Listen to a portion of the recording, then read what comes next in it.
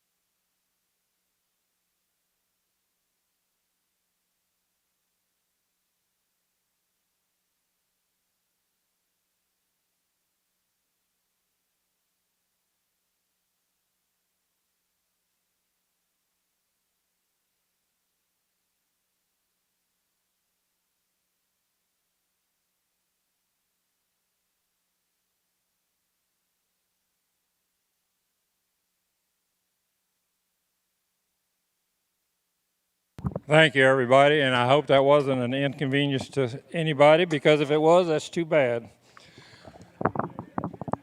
And I tell you what they did now, they lowered the flag to half-staff to memorialize the people down at El Paso, Texas, and Dayton, Ohio, for the tragedies that just happened there in the last couple of days. So we want to remember all those folks and what has happened throughout the world. But like I say, what we want to really thank is the armed forces that keep us safe and free to do things like what we're doing tonight here at the Georgetown Fair.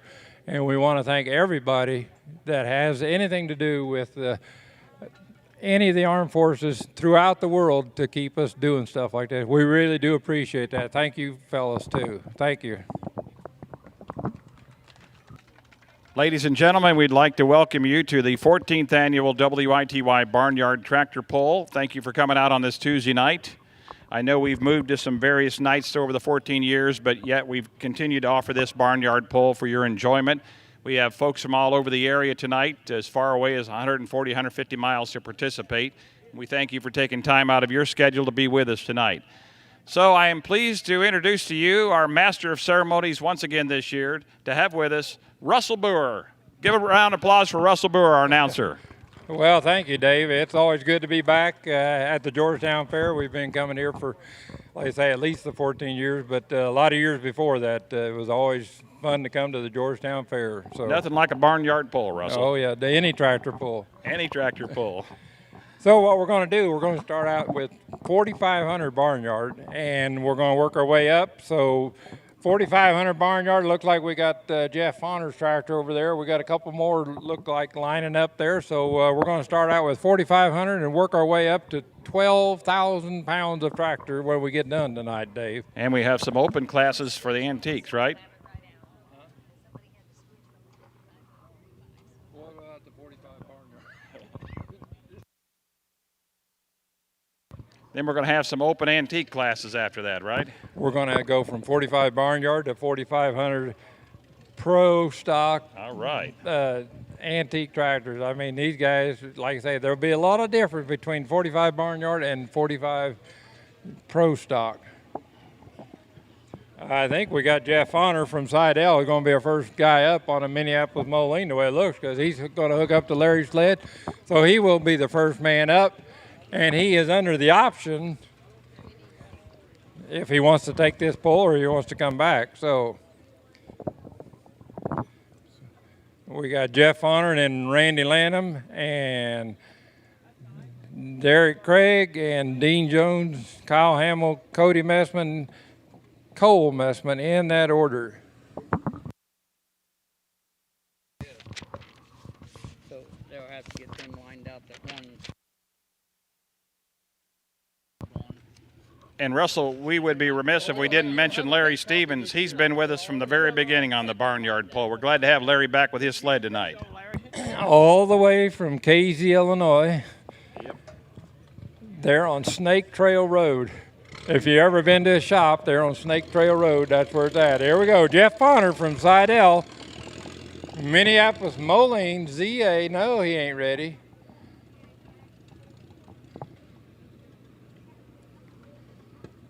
We'll see. That's a practice there, huh? Oh, Larry wasn't on the sled. That helps, doesn't it? Well, yeah.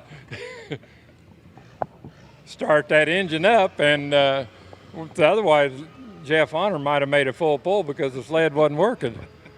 And he thought he had all kinds of power that way. I bet he did.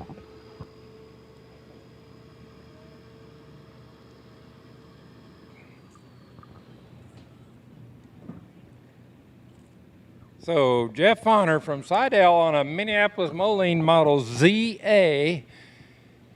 They come out with a Z in about 1938, and then about this 1948 or so, they got that ZA, where they're a little bit taller, and then they come out with a ZB, which you sat a little bit higher yet so you could see. So still basically all about the same tractor. The first Z's had a hand clutch, and this got that hand clutch on it.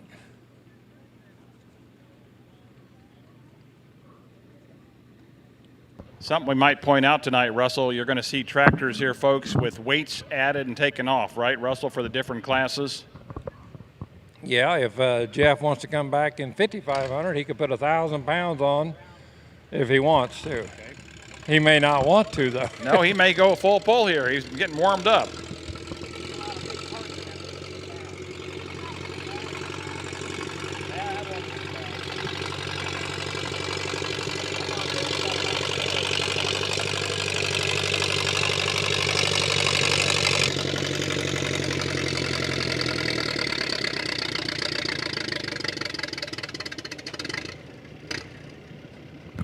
I'd say he'd want to pull again, don't you? Well, what we might do is reweight the sled. We'll see what Larry says. I know. I don't know, because he's going to come back.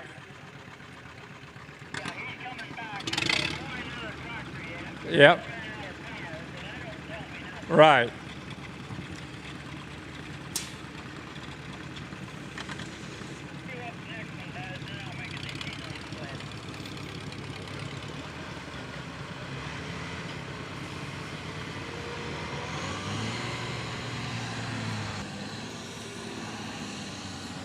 So now Jeff had that Minneapolis Moline suitcase weight on the front, and then he had Massey Harris weights on the back. How about that? Yeah. It was all under the AGCO umbrella, though, because AGCO has all the Minneapolis Moline, Massey Ferguson, Alice Chalmers, you name it.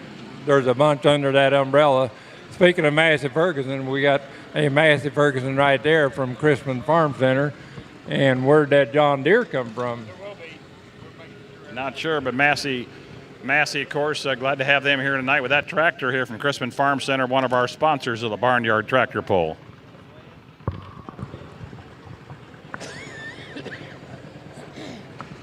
Okay, Randy Lanham on his John Deere B from Oakwood.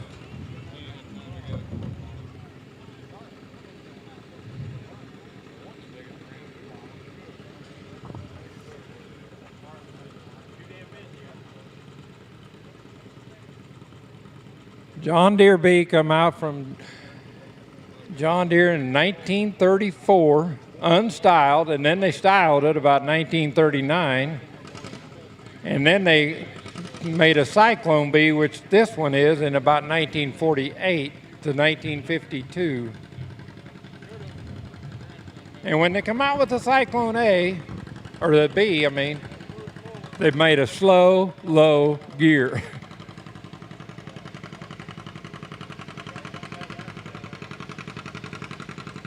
You know, last year Randy had a little trouble with this thing, and now it's doing it again. As soon as I mentioned it, it started doing that. Did you notice that? You jinxed him, Russell. Although he's still going.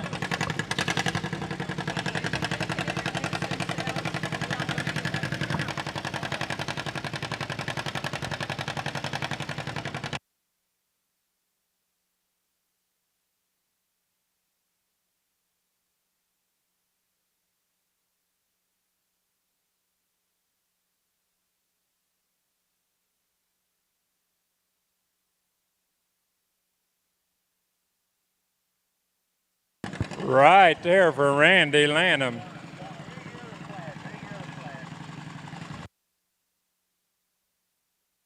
You say that was good, Larry? No? You're going to reweight it?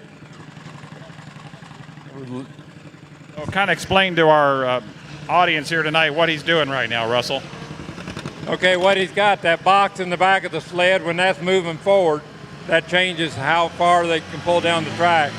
So he is going to make that box slow down so it don't go up the sled as fast. So that's going to change everything. You know what? We got a minute here. We got newly crowned Georgetown Fair Queen and the court. Just happened last night, right? Yeah. Here we go. Now we'll pass the microphone and we'll have everybody introduce themselves and where you're from. How about that? It sounds good. Okay, so my name is Corinne Crippen, and I'm your 2019 Miss Georgetown Fair Queen, and I am from Westville, Illinois.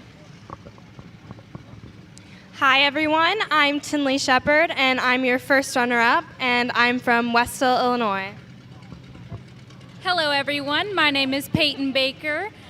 I am your second runner-up, and I'm from Georgetown.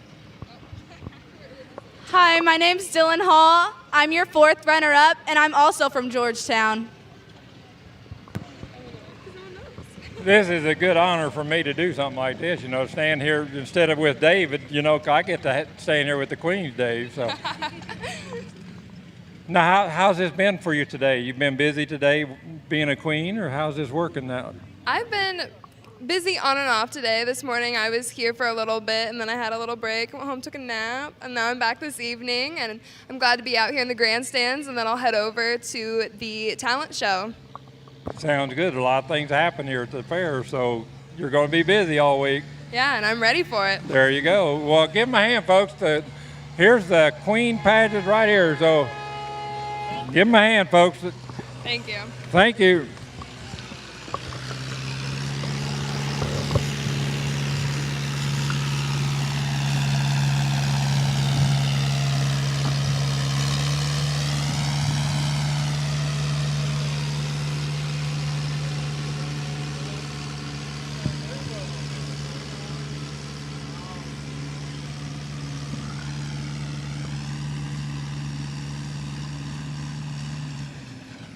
Oh, she gets tough right there. You can see that that sled change made a difference. That's a good one. Now, that's fourth official pull.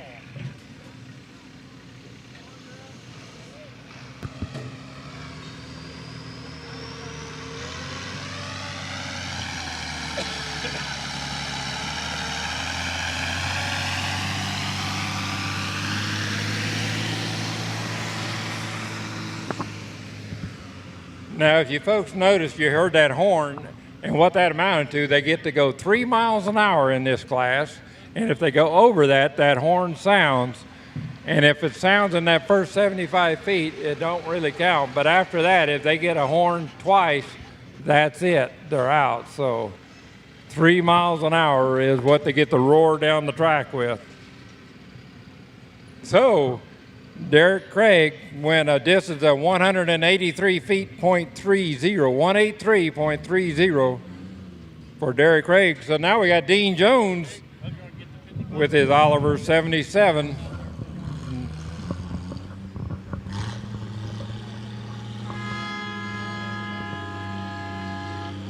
So see, what they got to do is just slow it down just a little bit.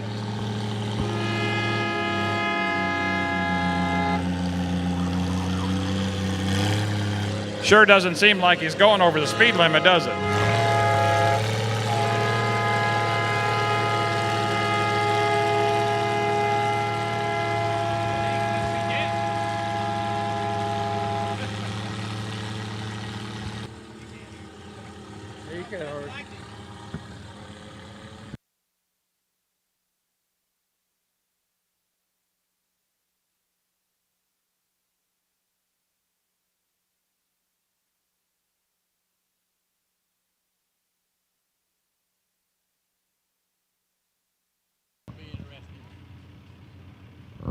Russell, you're used to that horn, you know, when you'd get on the David Brown, you'd try to go too fast once in a while, didn't you?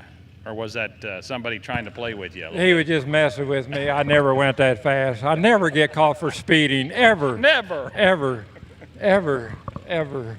Boy, I had my fingers crossed when I said that. That's right.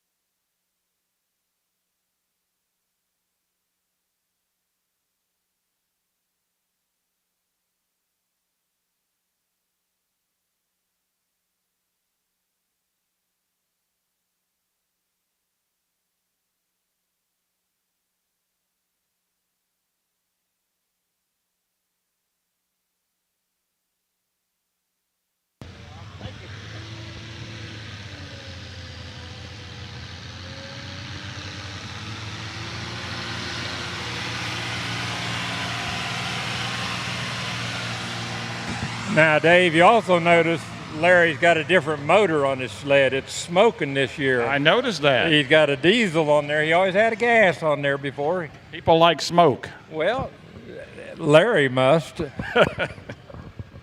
He's got a 190 XT motor on there. And he used to have a WD-45 motor on there, and then he went to a D19 motor, gas motor, and now he went to this diesel. So what's the advantage for him there? Power. Power, yeah. He likes power. He can go back a lot faster now. That's true. We noticed that, didn't we? Yes. Now, you know, we're going to do an exhibition pull with the Purple Power machine tonight. I think since you own that, a lot of guys don't know that, you should drive that tonight so we can give you a big round of applause. No, I think you ought to drive it. I always do. Because I fixed it for you. You fixed it? Just for you. Are you insisting that I broke it the last time? No. I think Andrew did. I got his attention, didn't I? That's right. This here's Kyle Hamill on a Massey 44 from over by Champaign, just north of Champaign. 44, four-cylinder. They made a four-cylinder overhead valve and a six-cylinder flathead Continental. This is the four-cylinder. A very popular tractor for Massey.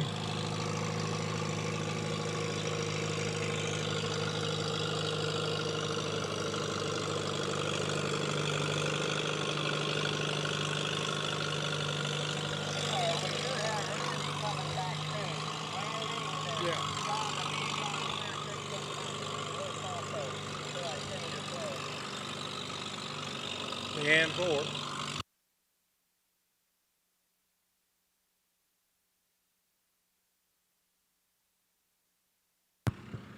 Plenty of power.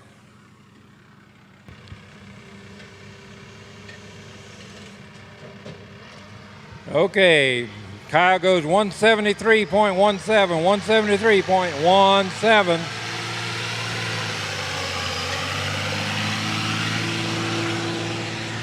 Dean Jones went 234.87, 234.87. So Cody Messman on an olive radiate should be up next. Right there he is. Now, just admit it, you like that black smoke, don't you? Oh, yeah. I thought you That would. way you can tell it's running just by looking. Even if it's out in the field and you're not driving it, you can tell that he's out there doing something. Otherwise, if it's not smoking, he's probably sitting on the end drinking coffee or something. That wouldn't be good. No, not getting nothing done.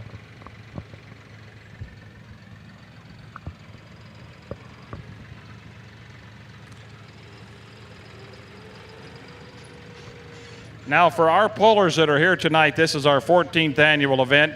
If you have pulled in every one of them, you come up and see us tonight. We're going to give you a special gift here from WITY. It might be a hat, a shirt, or a mug. But we'd like to know how many have actually pulled in all 14 of them. We've had a few here tonight, I think, Russell. I think there is some. I think there is. I've seen a couple guys I know, pretty sure. So, folks that are sitting in the audience, once you do a pull, what happens, Russell? Well, then you're hooked for life. You're hooked. You can't get rid of it. It's in your blood, isn't it? That's right. You can't go to the doctor to get fixed.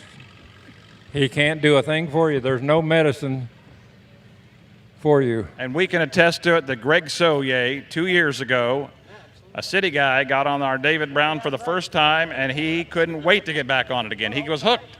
That's right. He was thinking about it all the way back to Chicago. He couldn't hardly stand it. Oliver Super 88. Now they made a Super 88 gas and diesel. This is a gas.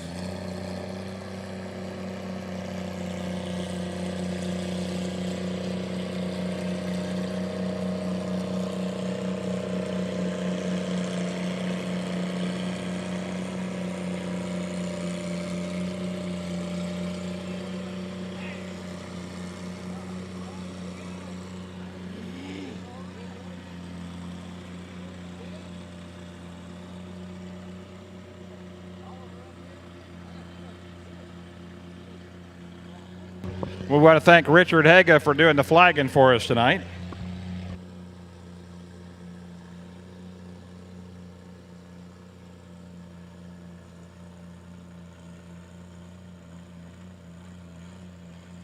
You can see how far that box is up on that sled there now, and that's when it gets about to that pan. That's when it really gets started pulling hard.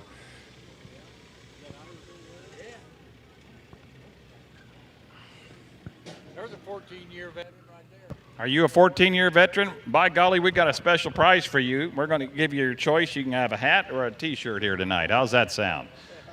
I'll tell you what, since you're the first one up here, we're going to give you both. How's that? Nate will get you fixed up here. Come right around behind here, and we'll get you fixed up with one. That's what we want to hear. If you've been with us all 14 years, we've got something special for you here. That was Lloyd McMurlin, always driving an Oliver. Yep. And you can even spray paint it green if you want. It won't bother me.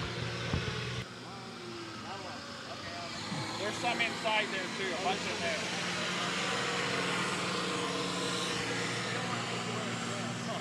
in there. And Cody went a distance of 233.08, 233.08, close, but about a foot and a half behind the leader.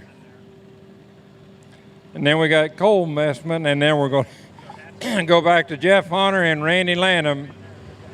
Oh, there's Randy coming back. Since they reweighted the sled or reset the sled, Randy gets to pull again, and Jeff Hunter pulls again.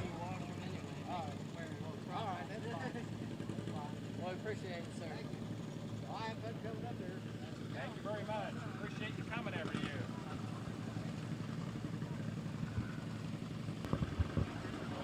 Now that's loyalty, Russell. 14 straight years. It just goes to show how much fun he's having. And like you said, he's hooked. Oh, yeah, he's hooked.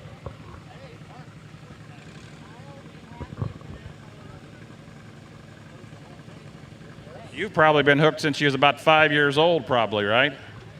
I think I was 6. 6? Okay. Excuse me for being off a year. I went to my first pull in 1959. No kidding. Oh, yeah. Wow. Remember it well. That's why these bring back memories, Oh, don't they? yeah. Here comes Randy Lanham with his John Deere Cyclone B.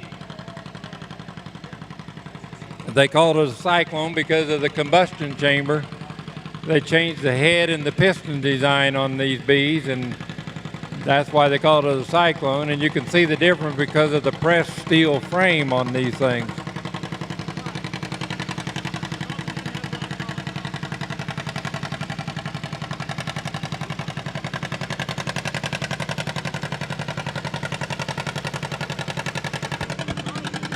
Randy says it ain't how fast you go, it's how far you go. Oh, you see that Roll-O-Matic front end working there. See how them front wheels, that's a Roll-O-Matic. John Deere come out with that on them A's and B's and G's at that time in the late 40s, early 50s. It's got the roll-o-matic front end. So when you was cultivating and stuff, both wheels would be even on the ground, Wow. even though they'd be different heights.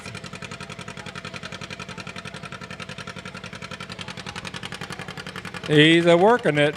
Yes, he is.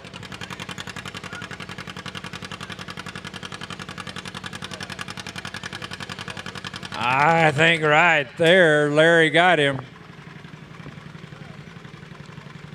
174 feet, .28, 174.28.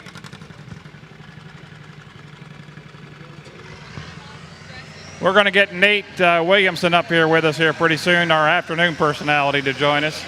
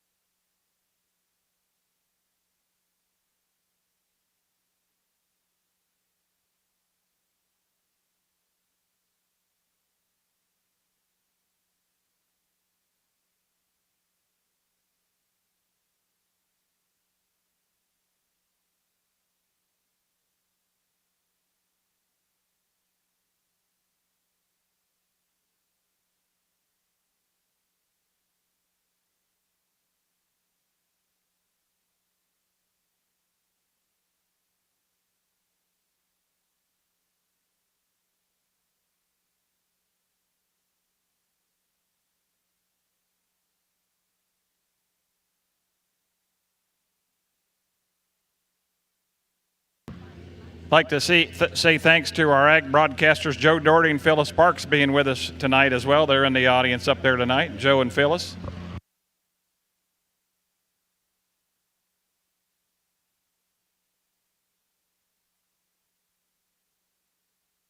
They made a lot of them Oliver Super 88s, didn't they, Russell? When they come out with the Oliver Super 88s, some of them had red wheels and some had green wheels. It depends what year it was on the Supers, if it had red wheels or green wheels. So what year is that one? Well, they put press wheels on it, so I can't tell, because the cast wheels would have been factory.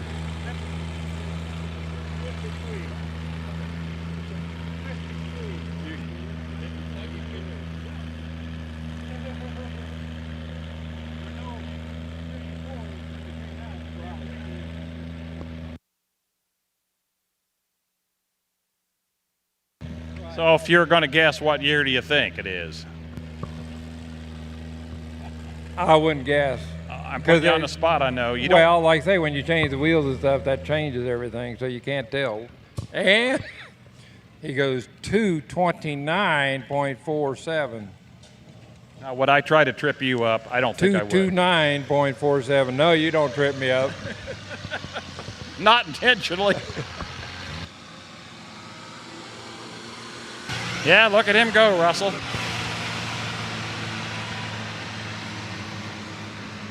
That does speed it up, though, having that extra motor there, doesn't it? That is all homemade, too. Larry made that whole thing all homemade right there in his shop. Now we got Jeff Honor coming back on the ZA, and then we're going to go to 4,500 Open. Cameron Kuhn with his W.C. Alice and Jeremy Edwards and Kenny Stockdale, the first three up in 4,500 Open. Take a moment here to thank our sponsors, Farm Credit Illinois, Wiffles Hybrids, First Farmers Bank and Trust, and of course WITY. We've been with this from the very beginning. I want to thank Stu Sheets. Stu, thank you so much for working with us all this year. I know when we met 14 years ago, we didn't know where we were going to go with this, but we're glad to be doing it 14 years later. Yes, we are. It turned out a little bit bigger and better all the time. It seems to grow every year. And we're blessed to have one of the best announcers in the country here. Oh, yeah, Mr. Knowledge right over there now. He knows them all. I'd say it's safe to say that Russell's hooked on tractor pulls, wouldn't you say? I'd say he's been hooked for, my math ain't that good, Russell, from 59 to 219. It's a long time. 60 years. 60 years.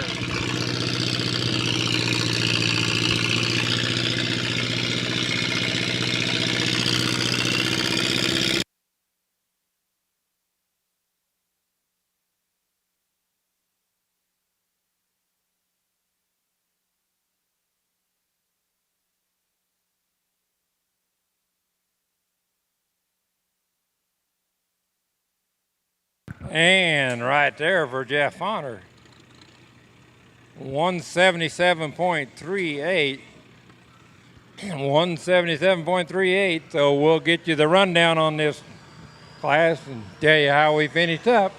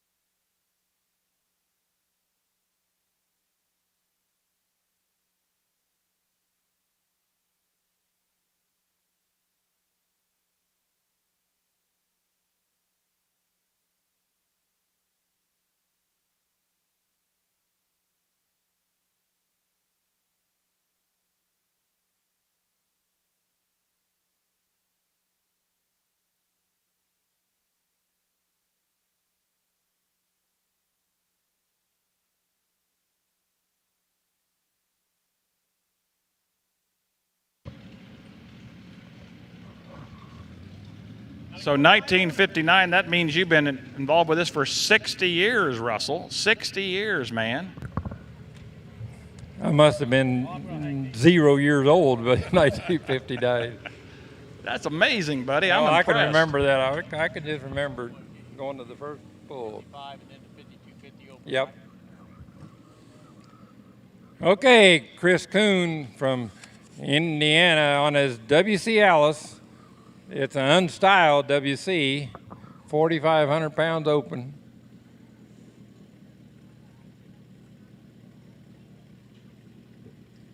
Now, this thing also has 38-inch wheels on it, which WC would have had 24s or 28-inch back tires.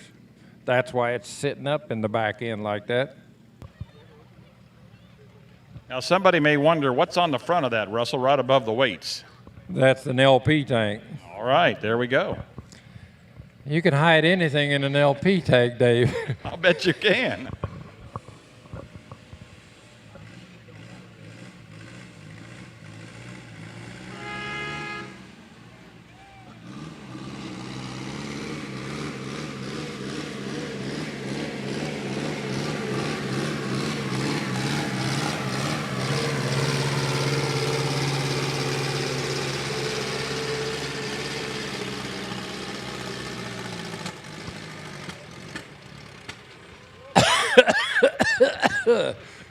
With a little cough in there. We'll see if he takes that or if he's going to come back.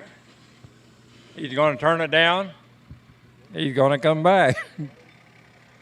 So Jeremy Edwards in Oliver 77 is going to be the first man fully measured then. So that's one of the advantages of being the first in line. You get the opportunity to take it or not, right? That's right. That's one advantage, and then you also may have, the track may be better then, and the track may get worse, and the track may get better, so.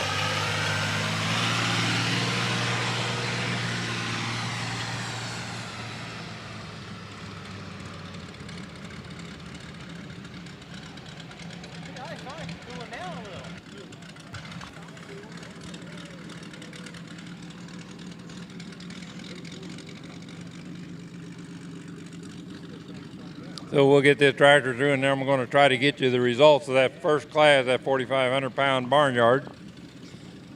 Because we're going to get a little more speed and a little more RPM with these Olivers kind of wind up real tight.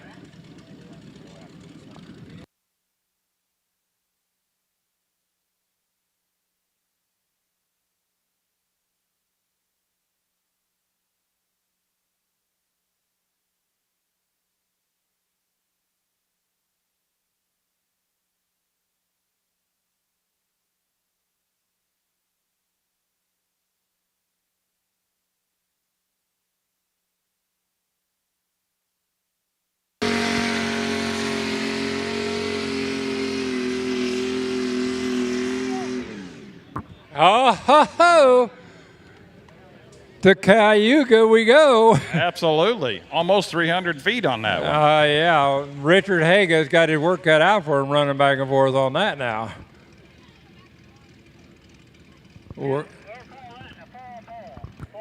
Full pull. That is the first full pull of the night right there. Now, I told you we had a little more RPMs. Okay, I just been told 290 feet is going to be a full pull. 290 will be a full pull.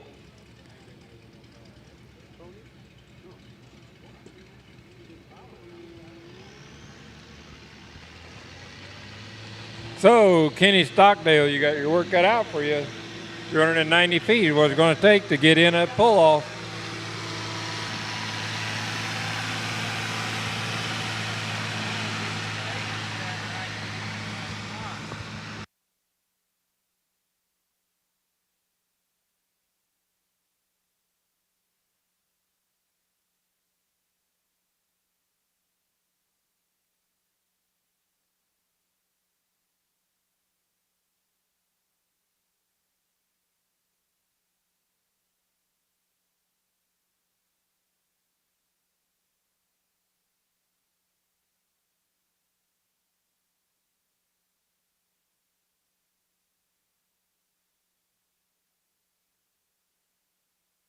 Okay, Kenny Stockdale on his Oliver 77.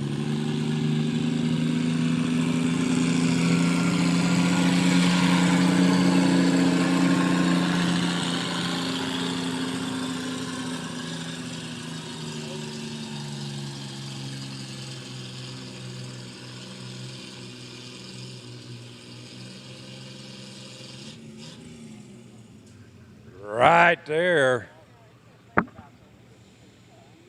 246.16, 246.16 for Kenny Stockdale on his 77.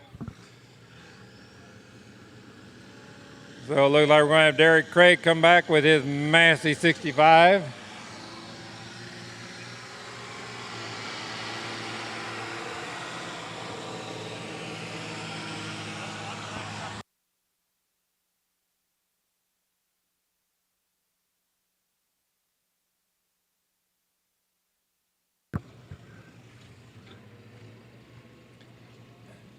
Derek's been working on his Massey 65 a little bit. He's got that windjammer packed on this side of that thing, Chuck. You see that thing? Yeah, I seen that. Looks pretty good on there.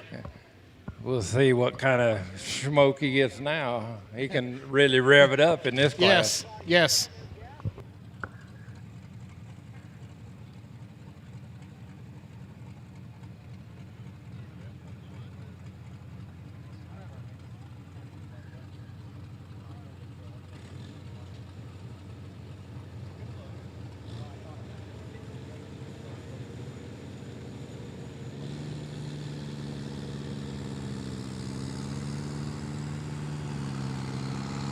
Oh, he even got the multi-power working. You see him shift that thing?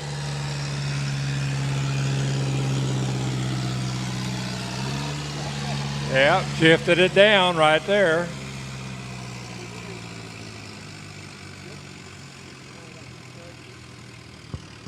And right there, Perkins right there, 178.05, 178.05 for Derek Craig. Jack Crone with his 560 be up next.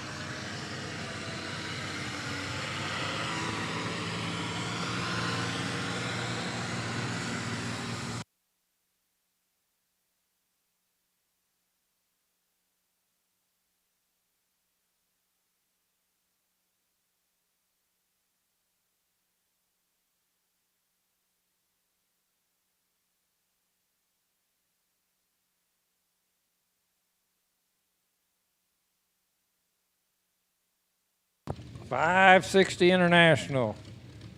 Come out in 1958. Come out in gas, LP gas, or diesel. Looks like he's running LP on that one, Russell. Yep, he's got that little extra on there. There might be something else, though, too, in that tank. You never know what them guys put in them tanks, Chuck. That's right. That's right.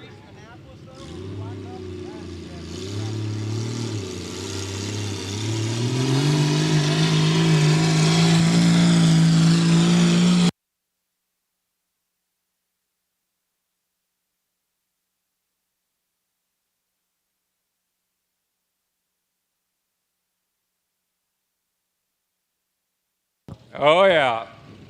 290 feet of full pull, and he went 293. So he is out the gate. Him and Jeremy Edwards, both with a full pull tonight.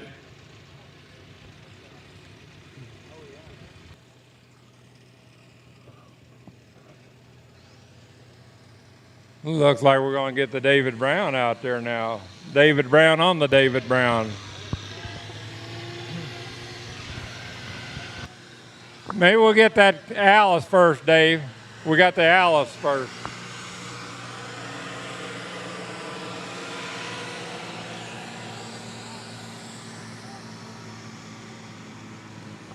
We get Cameron Kuhn on his WC Alice because he turned down his first pull, so we will get that first measured pull. Will be this one.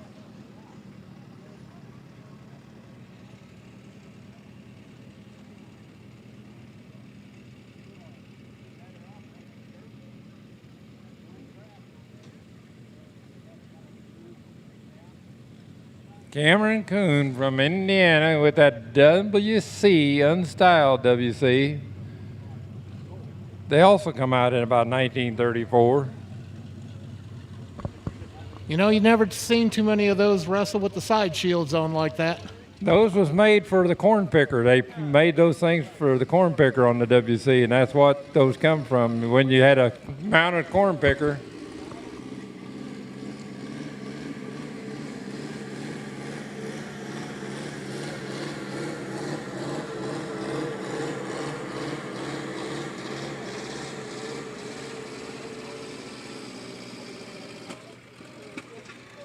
boy, then she coughs again.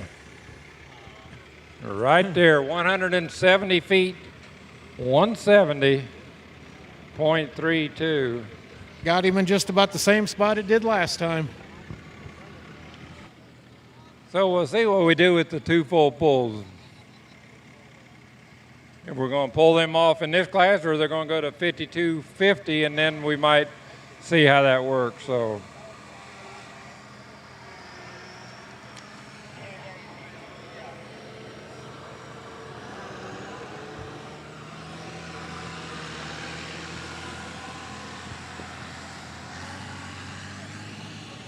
Let me give you the rundown on that first class, that 4,500 Barnyard. Number 1 went to Dean Jones on his Oliver 77.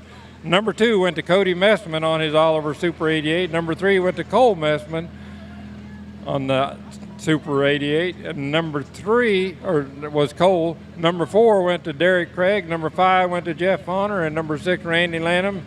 And number 7 went to Kyle Hamill on his Massey 44.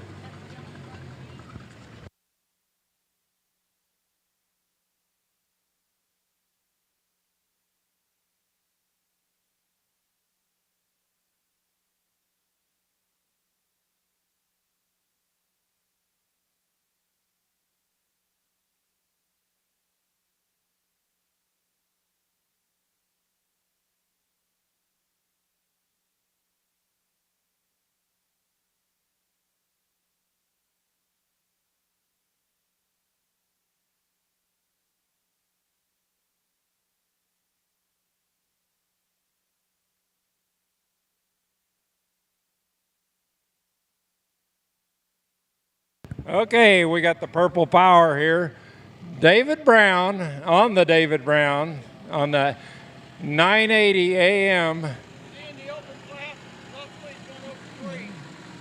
He ain't getting the horn though. Nobody's giving him the horn. What gear did he put that thing in? He must have thought I put a turbocharger on that thing or something. Yeah, he should have went down about 2 gears. Oh, she's picking back up, but look what he did with the weight. See, David thinks he's got all kinds of power in that gear. Now he's going to get tough with him. He's looking back like this is a piece of cake, folks. Yeah.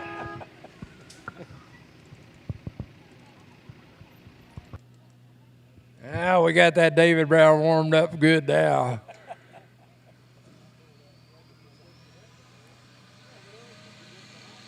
I've never seen that weight go backwards Oh, yeah.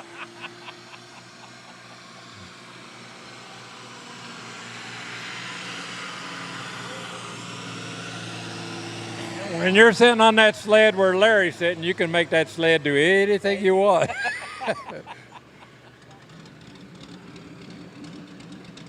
It looks like we're going to have Jeremy Edwards pull his 77 and Jack Crone with the 560 in this pull-off, I do believe.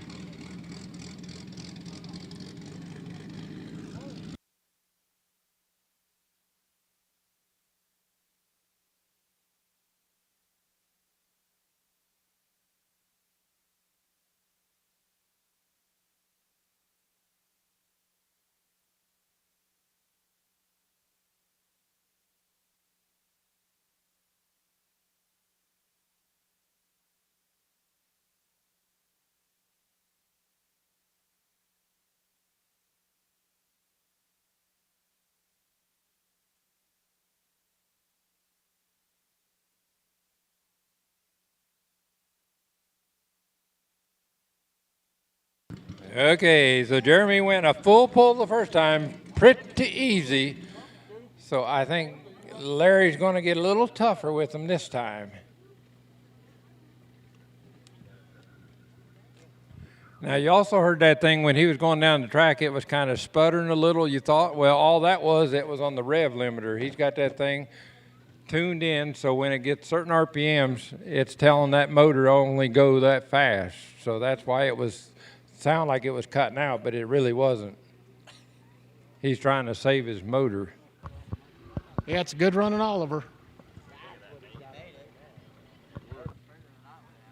Oliver 77 come out from the factory at 216 cubic inches. So if you think that was only 216 cubic inches going down the track that fast and that far, I got some swampland to sell you.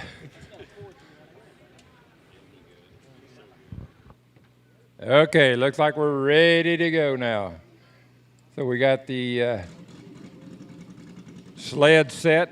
So this is it. There is no option in the pull-off.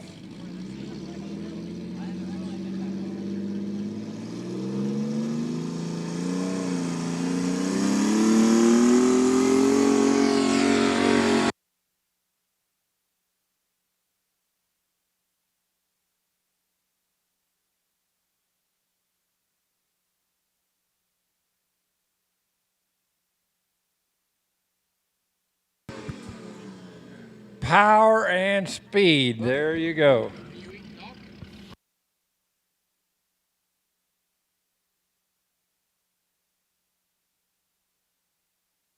.89. So that's what the distance Jack Crone has to beat with the 560.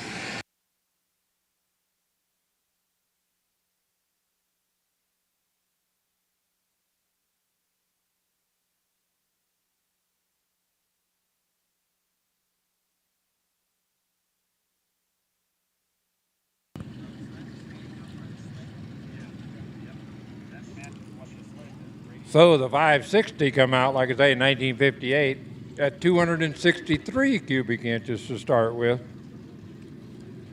And I'm sure this is a lot more than that too, but he also got a lot of RPM. 6 cylinders in both that Oliver and the 560.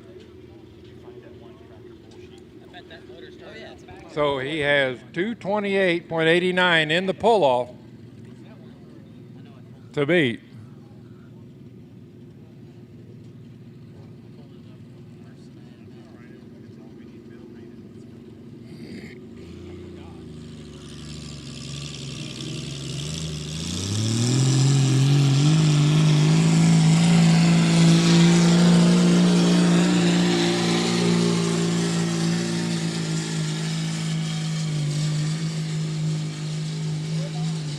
Oh, yeah. Right there, folks. No doubt about it. 268.63. What do you think, folks?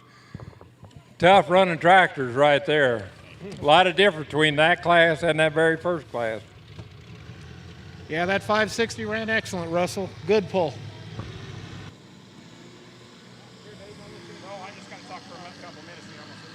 So, I'll give you Russell, the rundown here after I do a little fourth grade arithmetic. So do I get to drive it anymore? Since did I do good enough on the David Brown? I think Larry helped you out again. I think he did too. What do you think? You was looking back like the plow wasn't hooked up no more. Yeah, something happened there. Unless the turbo. What gear did you have that thing in? Road gear or what? No, it was a second. That was second? Yeah. Second high. Second high. Oh, yeah. I've always pulled in second low. Yes, there's a difference. Oh, yeah. Because otherwise you would have run out of power right there. I thought that turbo kicked in there, Russell. There is no turbo. I thought you was trying to tear up my tractor. Now, Nate's trying to figure out, Nate's our newest personality here at WITY, Russell. He says he's trying to figure this out. That's a quote. Yeah, can you explain it to him a little bit here? Come over here, Nate. You can ask Russell whatever you want. We can go to Tractor Pull School 101 and tell you all about it. All right, start teaching me. I'm You have eager to to just learn. pay attention. All right. Just listen and pay attention. There you go. That's the first rule right there. Watch and listen. You can't do more than that right now. You have to watch and listen. I'm not sure I could do more than those two things even if I wanted to.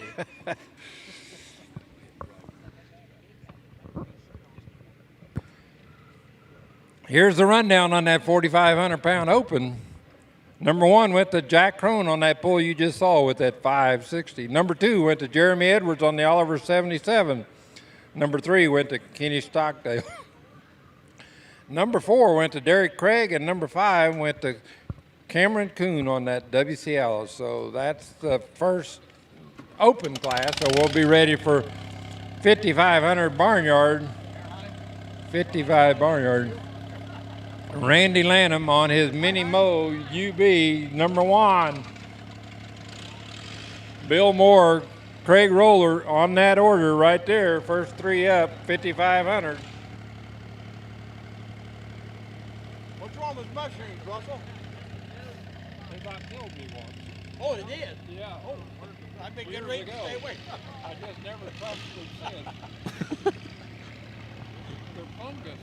Yes. They're nasty.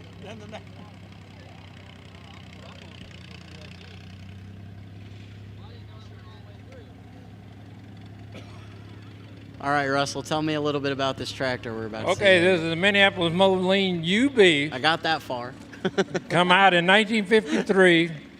Got 283 cubic inches out of the factory. You could do a lot to them, Minneapolis Moline. It's like an erector set. You just keep bolting on and unbolting until you get on there what you want. Huh. You just get out the checkbook. Now that horn is 3 miles an hour. That's all factory can go.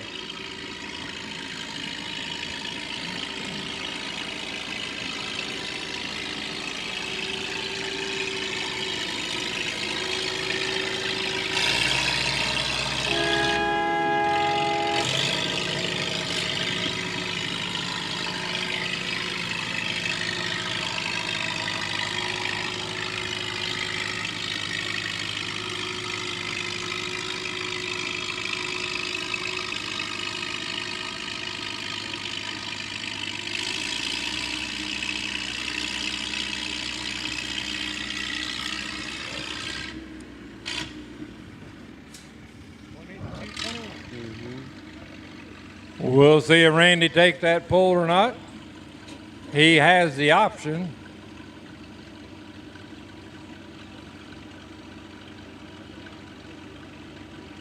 He's going to take it. He's taking it. Okay. 182.21. 182. 182.21. So that sets the mark in 5,500.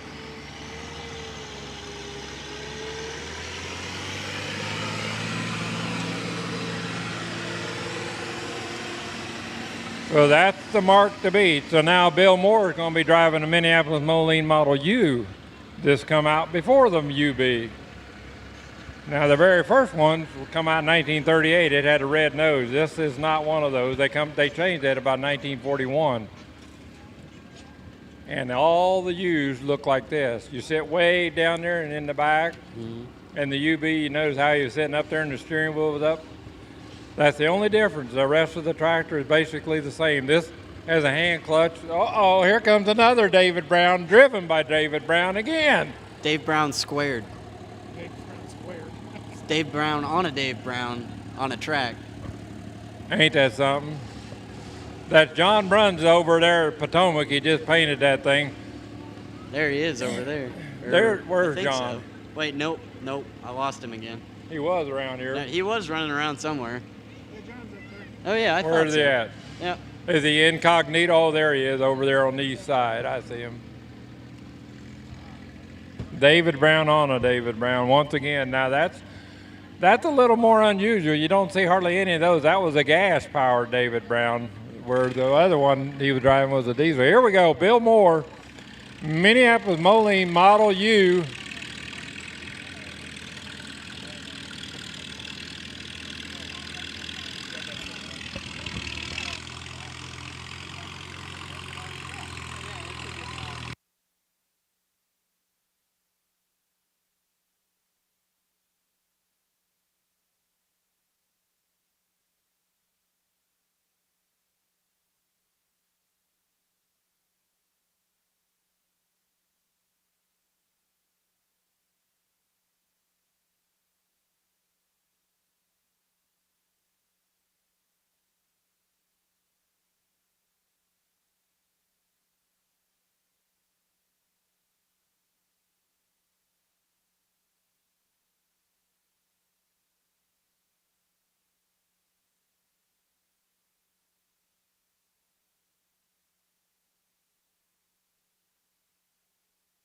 And we set a new mark right there, 202.94, 202.94 for Bill Moore. Craig Roller on Super M be up next.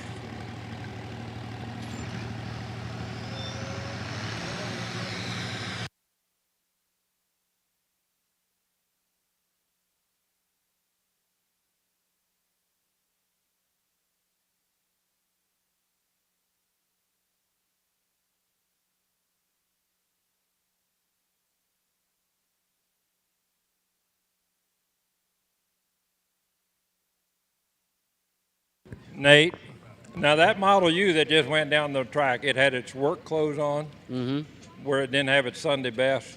Okay, you know what I mean? Yeah, I'm picking up what you're saying. Yep. There's a difference. You know, sometimes paint don't mean nothing, though. That's Years fair. ago, there was a guy named Dave Stengel from Kewanee, Indiana, had a G1000 Minneapolis Moline called Solid Junk. The ugliest tractor? The ugliest tractor you ever seen, hoses and tanks and stuff all over it. He won the national pull 3 years in a row with that tractor. Yep. That's nuts. I ought to show you a picture of it. You wouldn't believe it.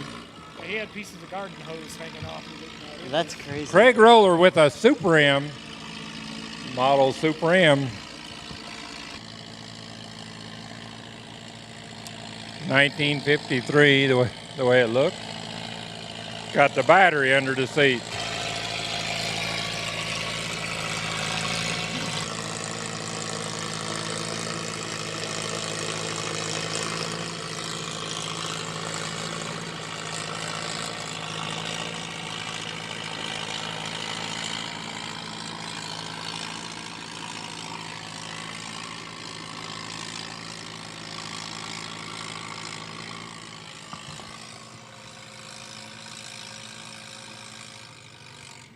Right there. Plenty of power. 176.76. 176.76. You know, when they was making that Super M, they was making so many tractors at that time, they couldn't make them all.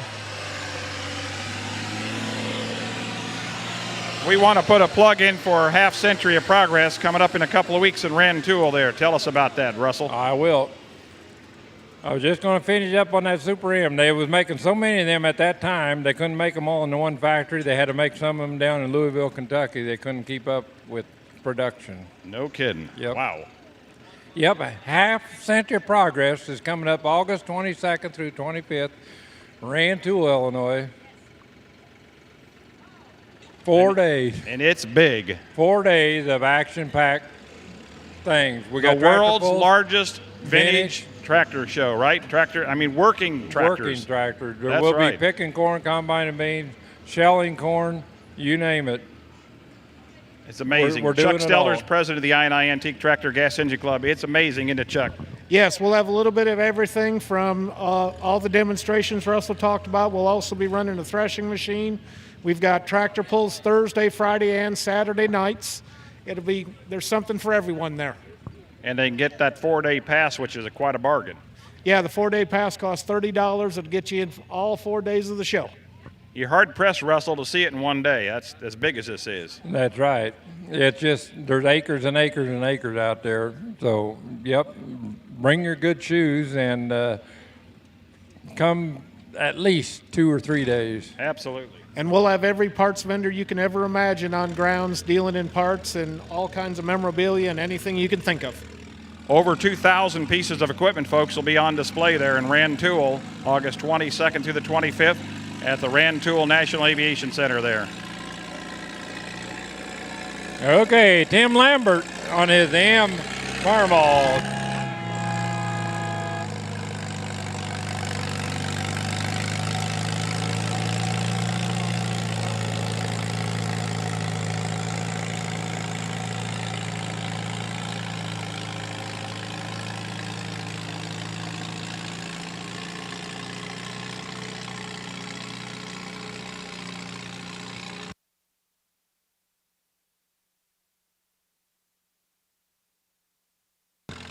Right there for Tim Lambert. 169.39. 169.39. Lyle Marshall be up next with a UB.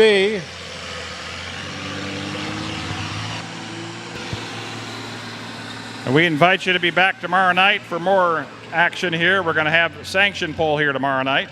Yep, right here. Same place, same time, same station. Then next weekend, it'll be Thunder on the Ridge in Ridge Farm. That'll be the 16th and 17th at Ward Park and Ridge Farm. A lot of pulling going on. 4,500 all the way to 14,000 in the Barnyard there. They're going to have a hot antique class and much more. And then a couple of weekends from now in September, the Christmas area truck and tractor pull will be going on September 7th. And you had a chance to attend that a couple of years ago. That's right. That's always a big show right there, right across from the high school there at Christmas. Then they have one they're going to make up that got rained out, which happens to fall our weekend, but Sidell's going to have one there on Sunday afternoon, the 25th of August, and that'll be at Village Park in Sidell. Back in June during barbecue days, it got rained out. I remember that. So they're going to try to have that made up that day. So you can come to Half Century and then go over there in the afternoon when Half Century's done. How about that? There you go. You never get too tired of too many tractor pulls.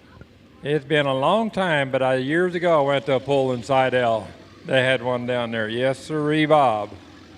Here we go. All right, UB, LP Gas, UB, Moline.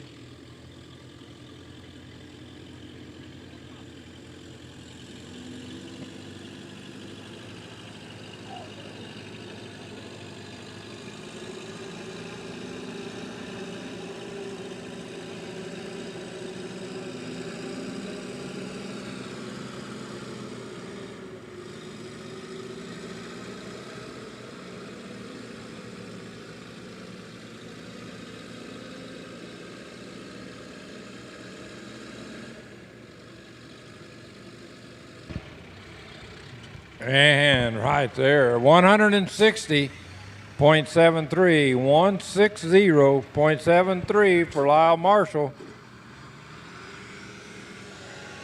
Wes Jones will be up next. Wes Jones.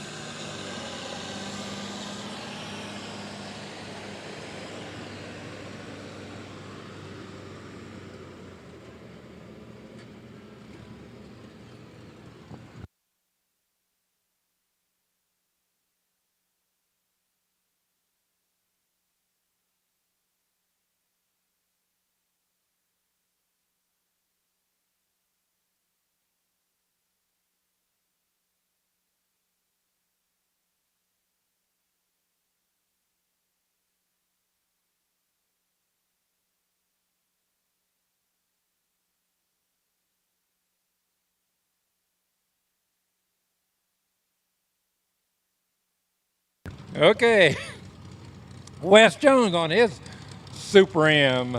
Super M, also the same one that Craig Roller drove.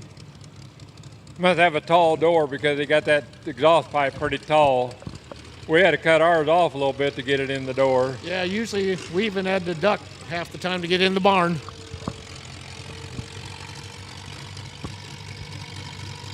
So we're going to have kind of bragging rights on this tractor also, so we'll see. Who's buying supper tonight? That's what it amounts to. Yes, it does.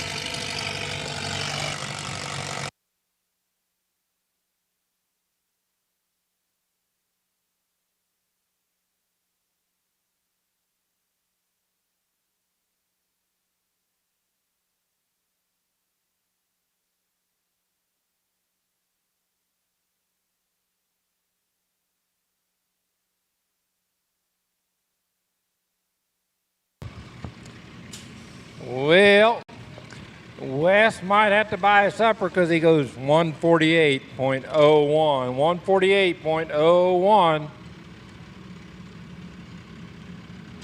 That'll bring Landon Potter up.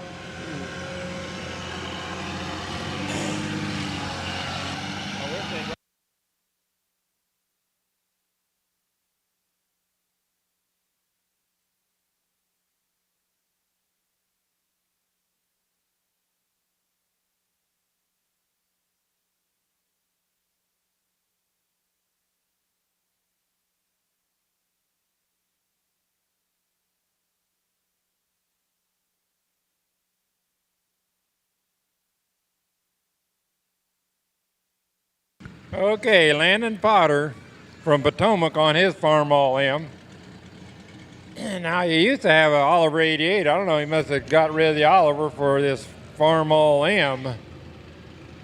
I don't know. I thought Josh had him brought up the right way on that Oliver. Now you got them on this Farmall M.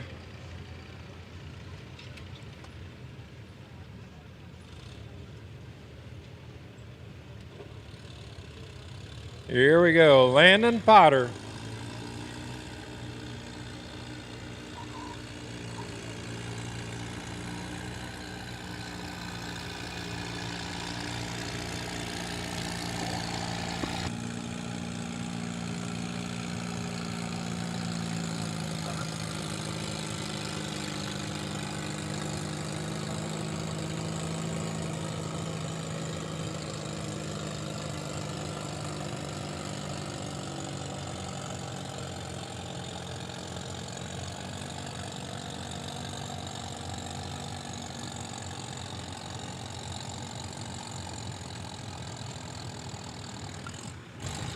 Boy, she gets tough right there. 152.16. 152.16.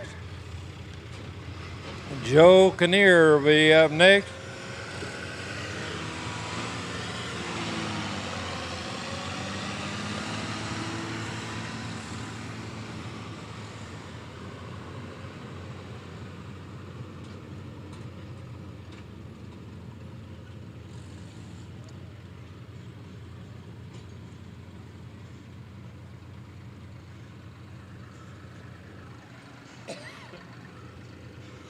Joe's driving that Minneapolis Moline UB, and he wrote a special note to me. It's sponsored by Diamond H Veterinary and DR's Plumbing and Repair.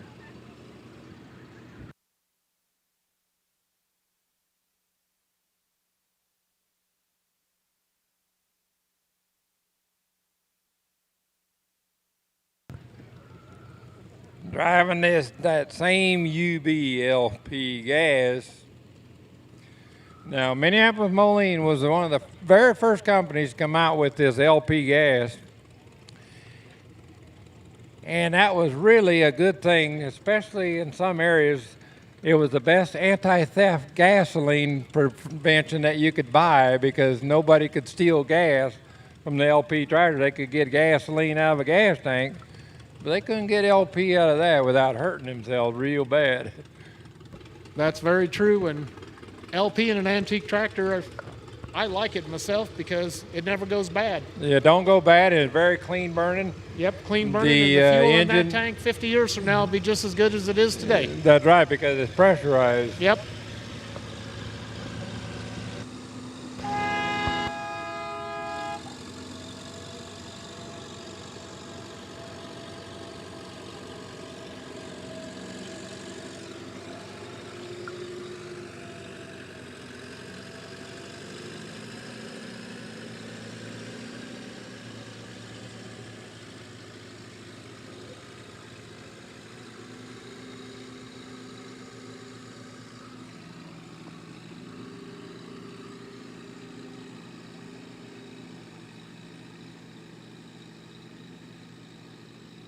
Looks like he's found some new real estate. I think a driver makes a difference or something here because we're got a new leader right there at 229.90. 229.90.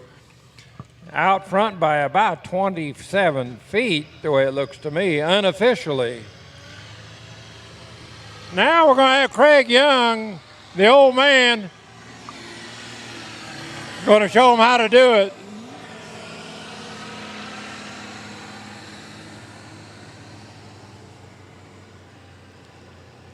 Now, Craig just bought this tractor up at Penfield last month at the swap meet or at the trading post. I wonder if it had the brand new tires on at that time because that's got No, brand new rubber on the he back. bought the F20 at the trading post. He bought the M a little before that. Oh, okay. I'm sorry. He's just been buying tractors. That's all I can remember. Now, this thing, the only difference between this and something that he usually goes down the track with, this don't have a Hemi in it. Yeah. He's got that Hemi in his modified, so he's going to go down the track about 3 miles an hour instead of about 25 or 30. Yeah. Craig Young from downtown Sidell, Illinois, driving his 1947 Farmall M. He's going to show everybody how to do it now. Yeah, he put her in the right gear, too. Low.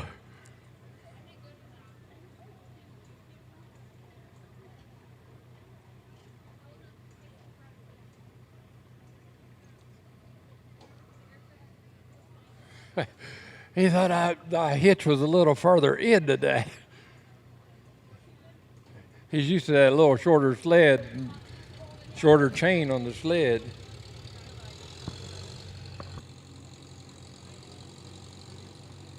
Yeah, he got this thing running and purring like a kitten now. Sounds good. It's been sitting in the crib for years and years, he said. He got the thing running and just had to take it down the track.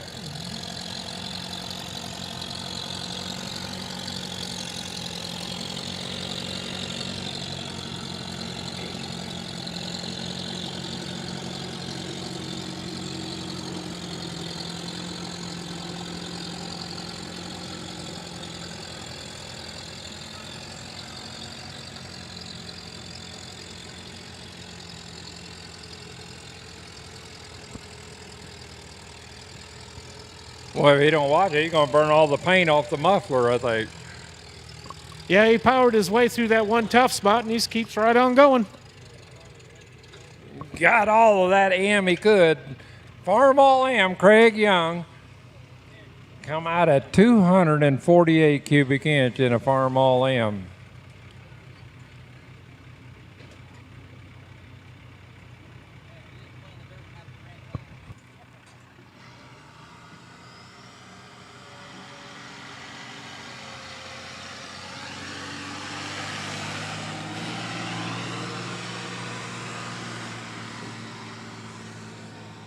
Okay, so Craig goes a distance of 180.39, 180.39. That's going to bring Derek Craig from Chrisman on his 5-star Minneapolis Moline 5-star. The 5-star is basically a Model U or UB with a torque and different rear end, so it had 3-point hitch and power steering and everything. Is totally different. Come out about 1956, but it's the same basic motor as a Model U or UB. How's Terry Turbo tonight driving that Massey Ferguson? Huh? You got the kids here tonight or what? What's the deal? Left of home? Terry Turbo driving the Massey Ferguson on the roller.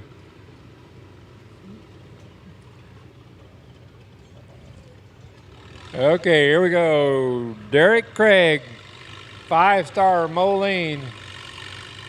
You see that torque amplifier? He just hit that.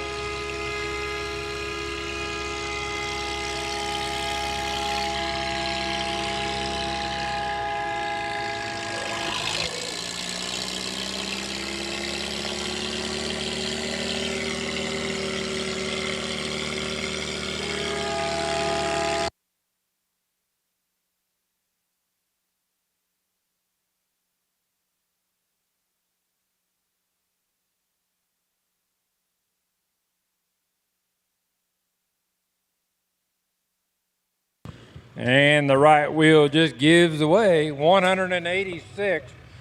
186.01. That'll bring Kyle Hamill with his 44 Massey, and then the old man himself, Doug Roberts, be on his.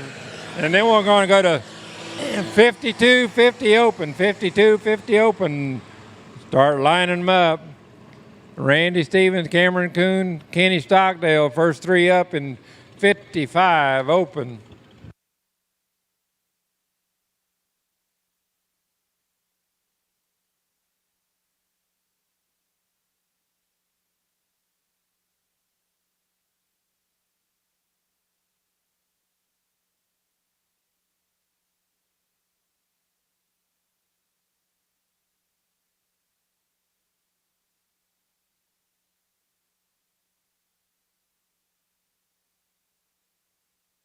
Kyle Hamill on his 44 Massey. Put some weights on it to get it up to 5,500.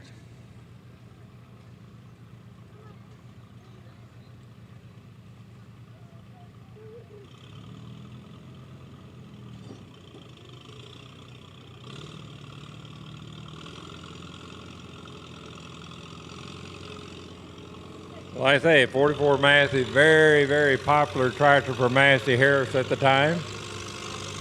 Sold a lot of 33s and 44s and a lot of combines back in that time frame. Now, Russell, didn't they offer the 44 with either a 4-cylinder or a 6-cylinder? That's right. At the same time. Yeah.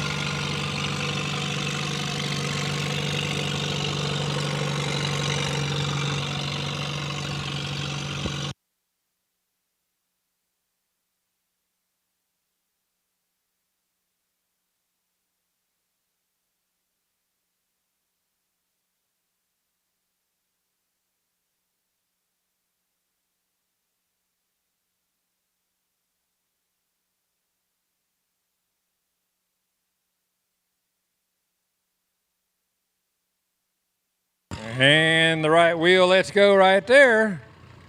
179.14, 179.14. For Kyle Hamill from Champaign on that 44.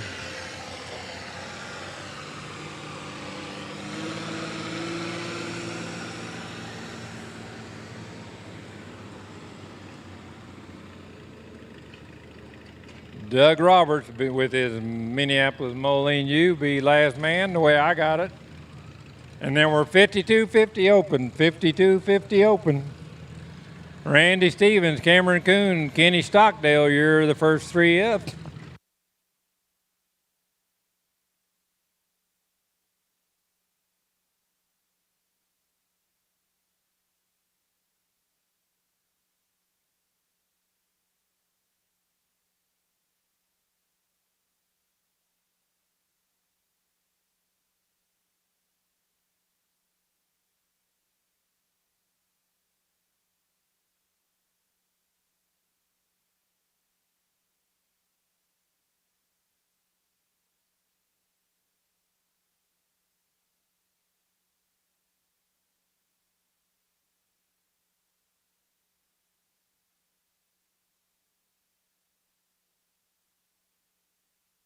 Here we go. Doug Roberts from Mansfield, Illinois. Over in Piatt County.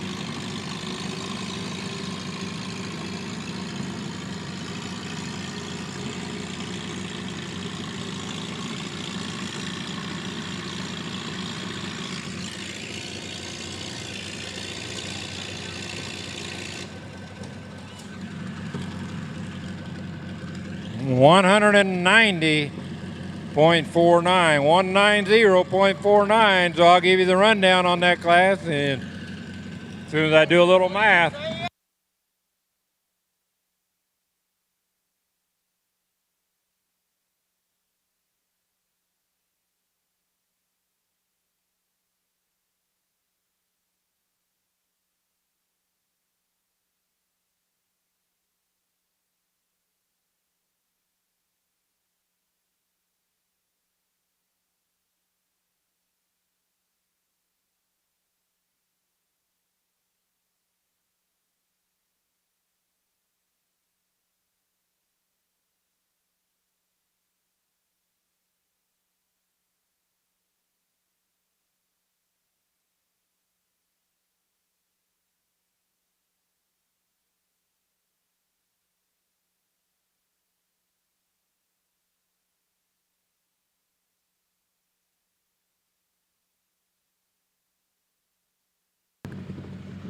Now we're going to get a little speed again, folks. Randy Stevens on this Model U Minneapolis Moline, weighing 5,250 pounds.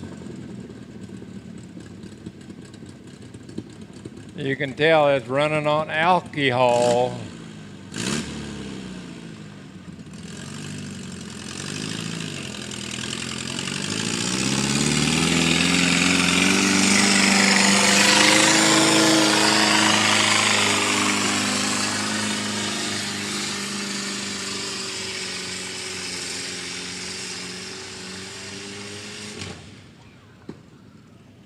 You see that burn off at the end there, that's alcohol. Yep, looks like we had a full pull, didn't we, Russell? I think so. We'll see what Larry says.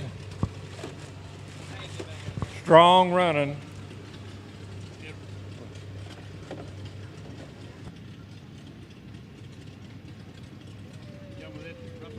Yeah, thank you. Yes, sir. Yeah, appreciate it.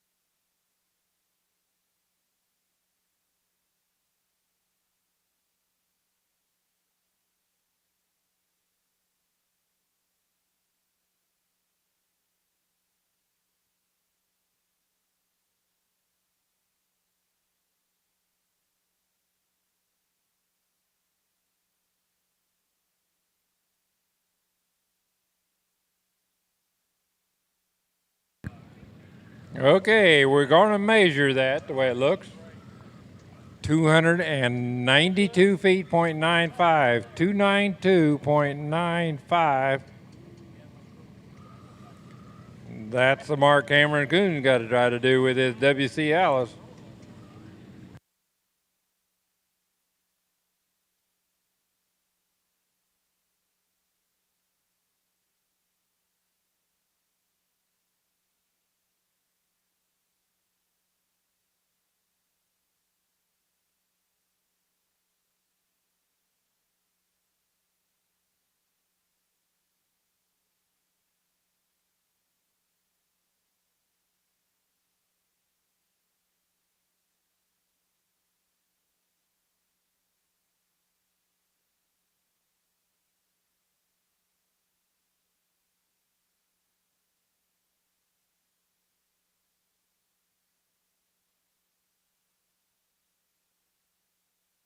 Boy, got a little heat coming off of it now after running that thing down the track now for the third time. Getting that nice and warm. Yeah, she's looking a little hot. Smallest motor in the class by far. Come out at like 201 cubic inch.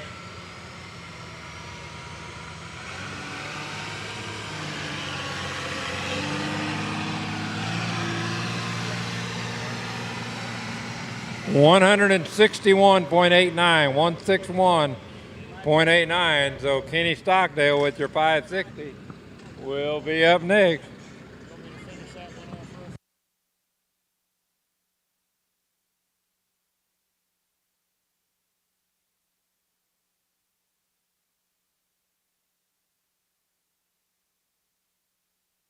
We'll give you the rundown on that 55 Barnyard here in just a minute.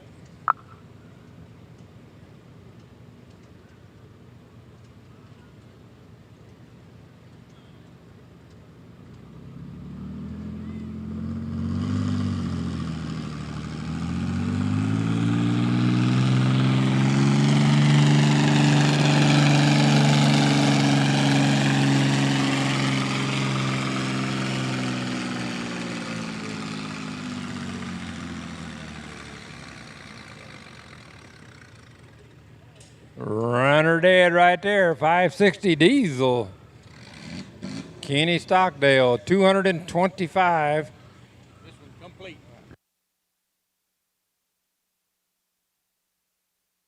225.63, 225.63.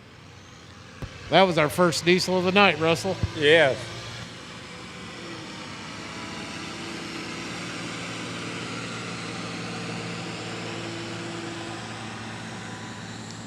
Here's a rundown on that 5500 Barnyard class. Joe, come here with that UB Moline number 1. Number 2 went to Bill Moore on his Minneapolis Moline. Number 3 went to Doug Roberts on his Minneapolis Moline U. Number 4, Derek Craig on his 5-star Mini.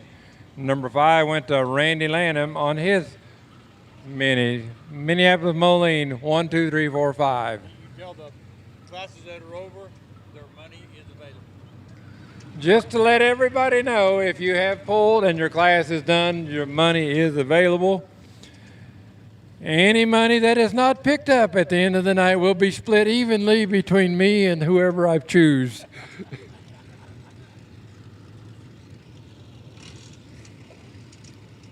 It usually nothing ever comes in my pocket. Yeah, Somebody they always all come picks and it get up. their money. They always get their money, doggone it. Bill Moore, Minneapolis Moline G. This is a Model G Minneapolis.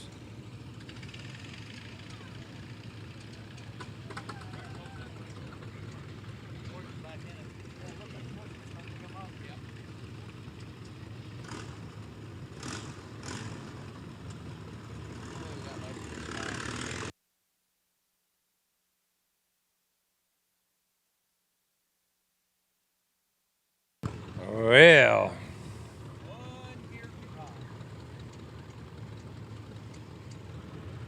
he gets to try that again because you got 75 feet to get the sled started. And if you don't, you can stop in that time frame and start again. But this time it counts no matter what.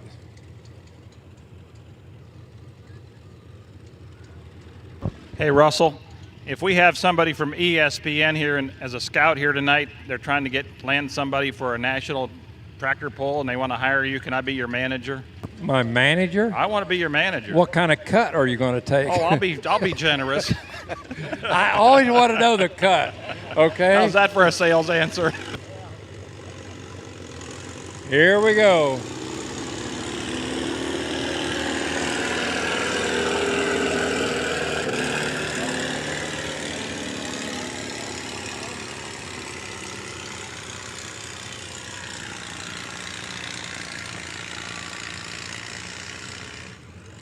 Strong running G right there. 240.03, 240. Well, he found- 240.03. He found the right gear that time, Yes, Russell. he did. Strong running G. That's going to bring Jack Crone on his 560. Weighted up to 52.50.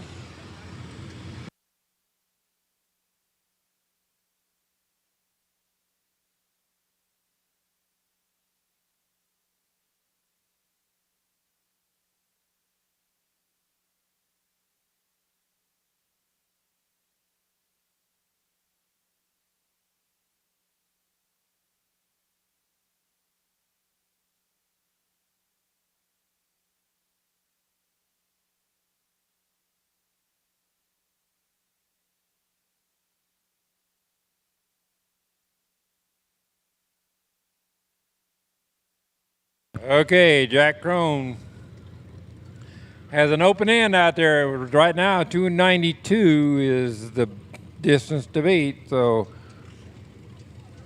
going to take a good, strong run.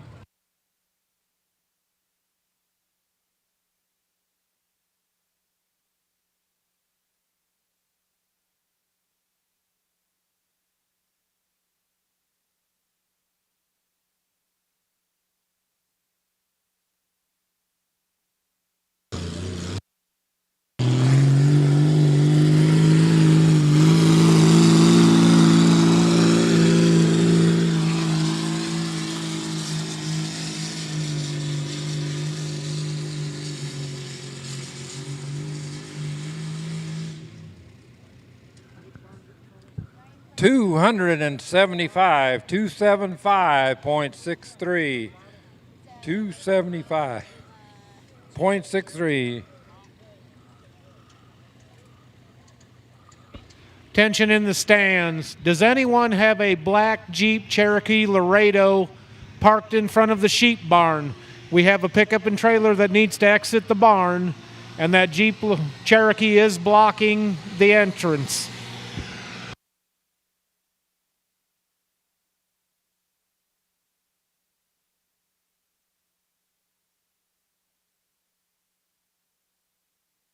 Hey, Chuck, don't you think Russell could go national? I think he could. Oh, I think he could. He's an excellent announcer, and he's a walking encyclopedia on tractors. He certainly is. You know, the I&I Club is blessed to have him with all his expertise. I wish I knew half of what Russell did on all the different cubic inches of these tractors, the years they came out. If I knew half, I'd be a smart man. I think a 70-30 cut, 70 for me and 30 for Russell would be fair. Well, I think that's good. Yeah. It's like a Russell, yeah, right. You caught my attention. Jacob Old with the Farmall Super M. I think the old brothers have had this Farmall Super M around for a long time. For a long time, and Jacob's going to go down the track a lot slower than he's used to also. Yes, he will. He likes them V8s in front of him. Yeah, he's used to running a twin modified. Yes. They'll be going to Bowling Green here in a couple of weeks. Yes, he will. Well, he tried to take off like he normally does.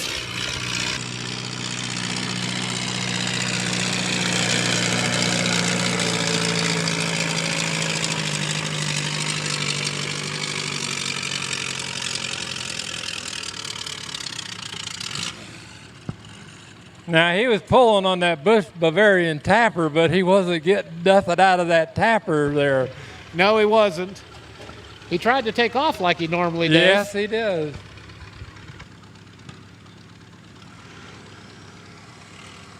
He was trying to show Mike and Jimmy how it's done yet.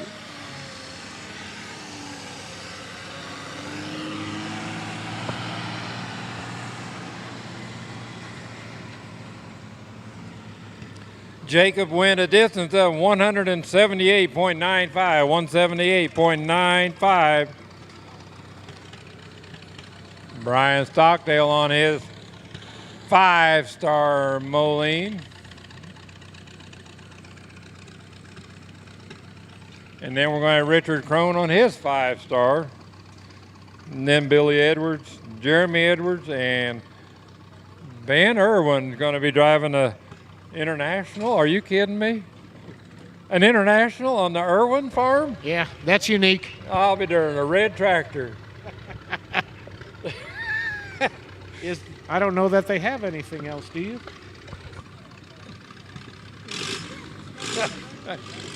Yeah, here we go at a mighty high ho.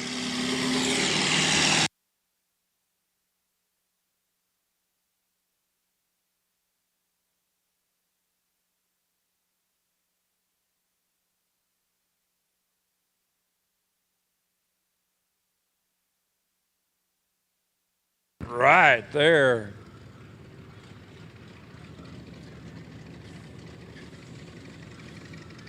$243.62, 243.62 for Brian Stockdale.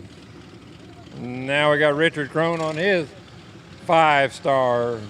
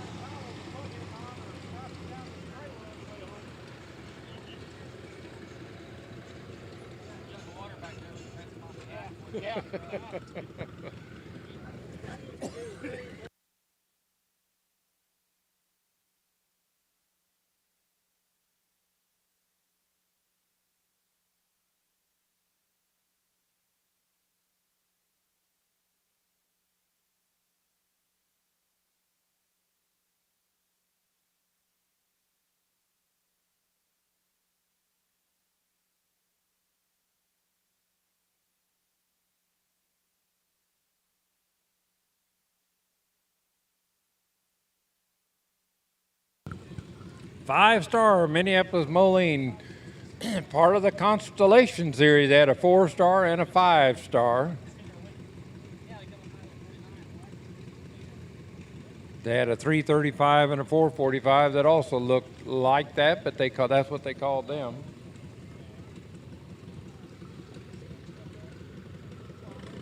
There's water in it.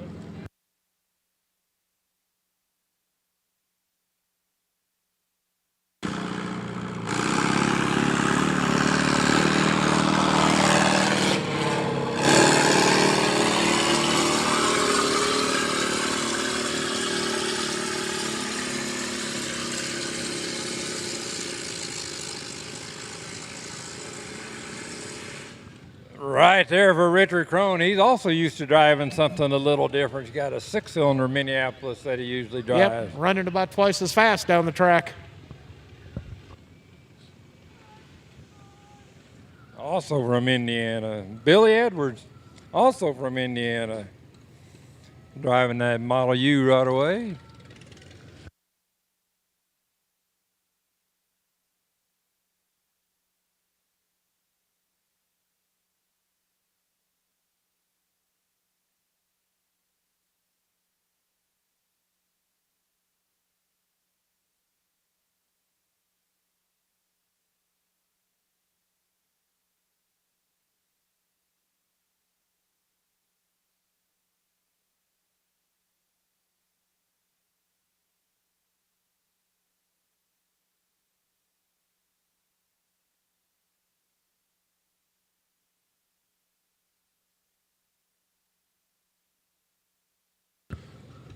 Billy Edwards with his Moline U over Crawfordsville area.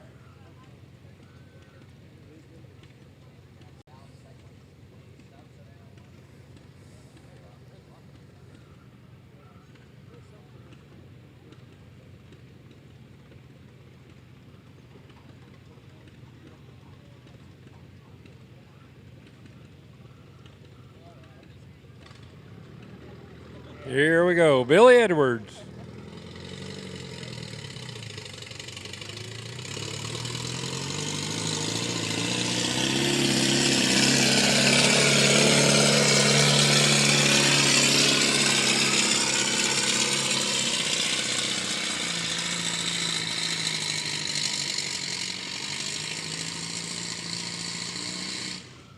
Wow. 270.61, 270.61. Unofficially, looks like he's in about number 3 spot.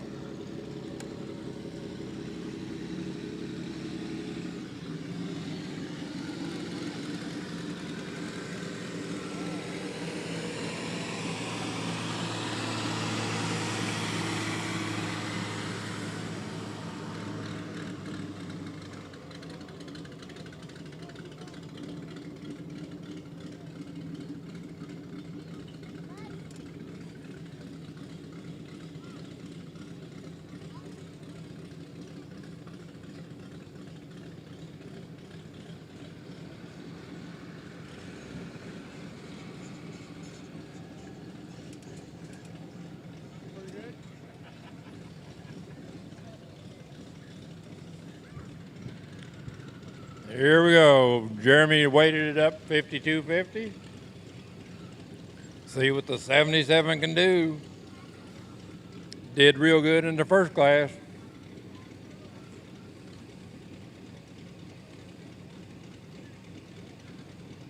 Oliver 77, Waukesha, 6-cylinder, made for Oliver.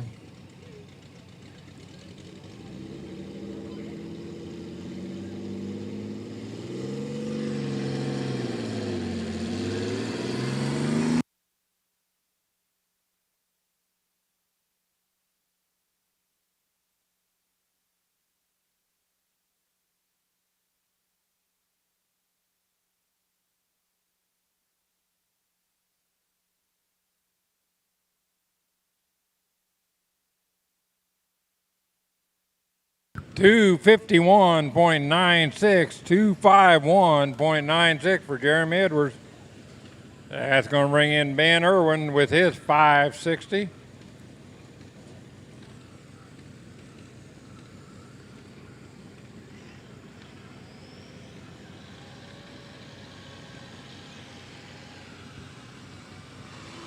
This also is a diesel.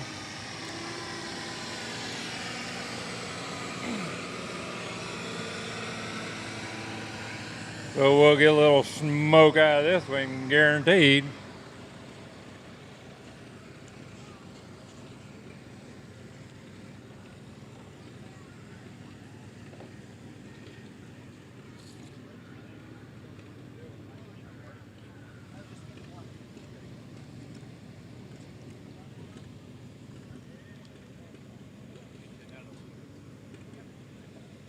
Men are down at Yale, Illinois, home of Burl Ives, where a little bitty tear let me down. It says right there on the side when you're going through Irwin, or through when you go by. Well, Tim lives outside of Irwin or Yale, but when you go through Yale, home of Burl Ives.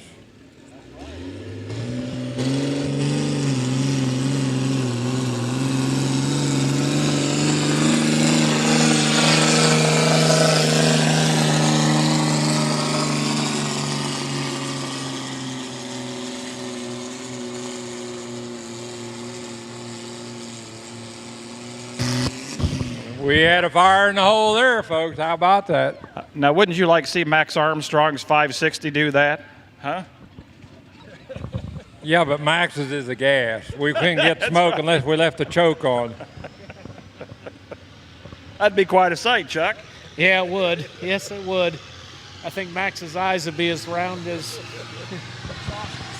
And don't forget next weekend, Thunder on the Ridge in Ridge Farm, Illinois. That's August 16th and 17th at Ward Park and Ridge Farm. Thunder on the Ridge. And then coming up September 7th in Chrisman, the area truck and tractor pull. We're going to get all the pulls in one day there. Got some great spot. By the way, I thank our sponsors, Wiffles Hybrids, First Farmers Bank and Trust, Farm Credit Illinois, and of course WITY. And of course Russell Brewer and Chuck Steller helping us tonight on the announcing. I'll give you the rundown on that 5250 as soon as I do my fourth grade math. Get it all figured out here. We also want to thank Chrisman Farm Center. They've also supplied us a tractor here tonight. Thank Terry and Mark for a fine job in keeping the track in shape here. Don't forget Half Century of Progress coming up August 22nd through the 25th in Rantoul. That'll be at the former Chanute Air Force Base. We want you to come on out. Some great times will be had there. A lot of field demonstrations, a lot of vintage farm equipment on display. It's going to be 4 days of action-packed fun, right, Chuck? Yes, it will be. And there's something for everyone there. So come on out and enjoy the day. And if you're worried about walking, they can rent golf carts. They are available. They're going to have to be a first-come, first-serve, though. Yes, first-come, first-serve on the golf carts. Our golf cart band has over 500 of them will be there. And you can also bring your own golf carts or gators. And get that 4-day pass because you'll need that. You're not going to be able to see it in one day. No, you need to spend 2 to 3 days there to see everything. And don't forget, we'll have a sanction pull here tomorrow night right here at the same fairgrounds here, right in the area we're at tonight. Russell, that's always an exciting pull, too. Yep, Indiana Pullers Association will be putting that pull on tomorrow night. Well, we got 4 or 5 classes, Stu? I think more than that. I think 5 or 6. 5 or 6. I was going to say, usually it's something like that, around that 5 or so. Yeah, it's usually a pretty good pull. Them guys do a pretty good job.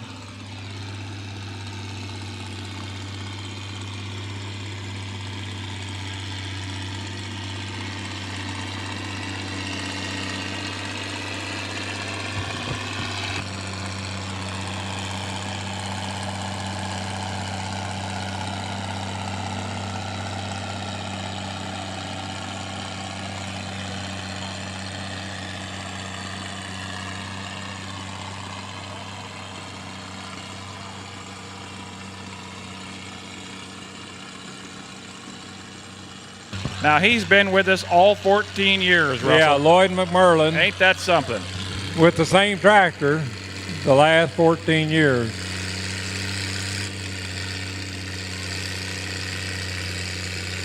Doing all right.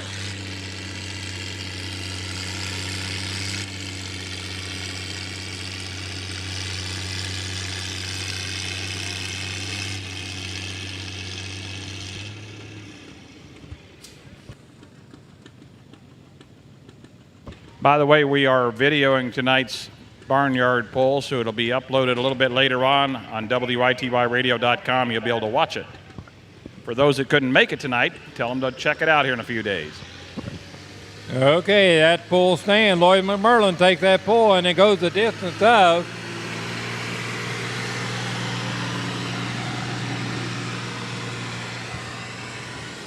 244.84, 244.84. John Bruns, thanks for bringing out the David Brown 885. Appreciate that, buddy.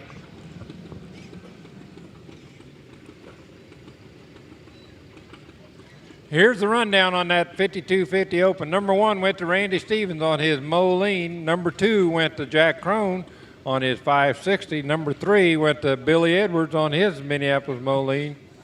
Number 4 went to Ben Irwin, the pull you just saw a while ago. And number 5 went to Richard Crone on his 5-star. First 5 places right there. Chrisman Farm Center, Wiffles Hybrids, First Farmers Bank and Trust, and Farm Credit Illinois help making our poll possible tonight. Got Thunder on the Ridge next weekend in Ridge Farm, August 16th, 17th in Ward Park there in Ridge Farm, Illinois. Check it out.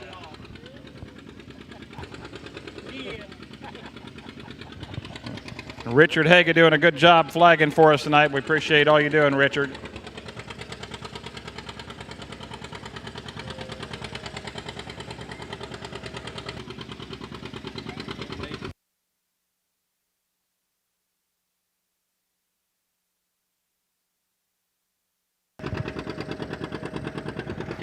You got to like that John Deere sound, Russell. John Deere 60 right there. Got a Schwartz wide front end.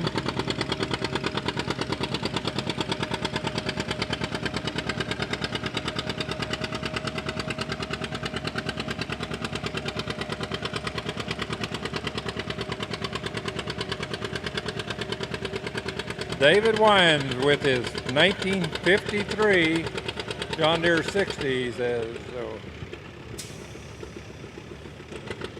153.92, 153.92. I'd like to know in the stands tonight,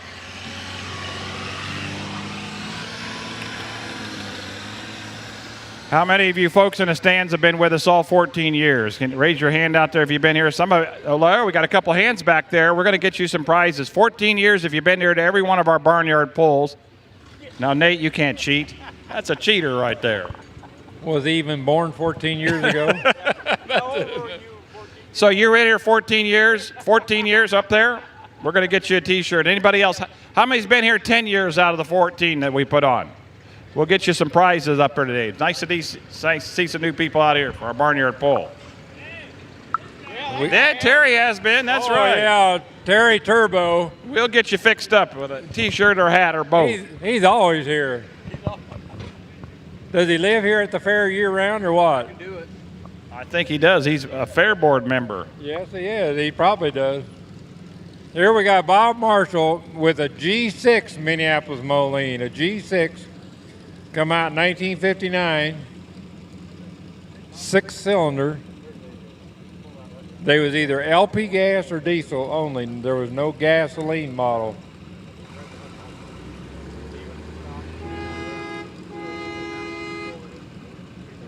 Wow, that doesn't seem like he's going over the speed limit there, Russell. No, but I can see what he's got under the hood there. He's just waiting to hit the throttle.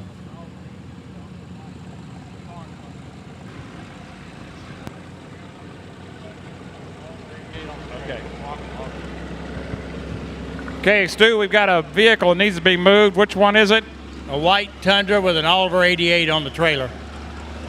Okay, it's got the Oliver 88 on the trailer. We got to move it. It's blocking over here. Yeah.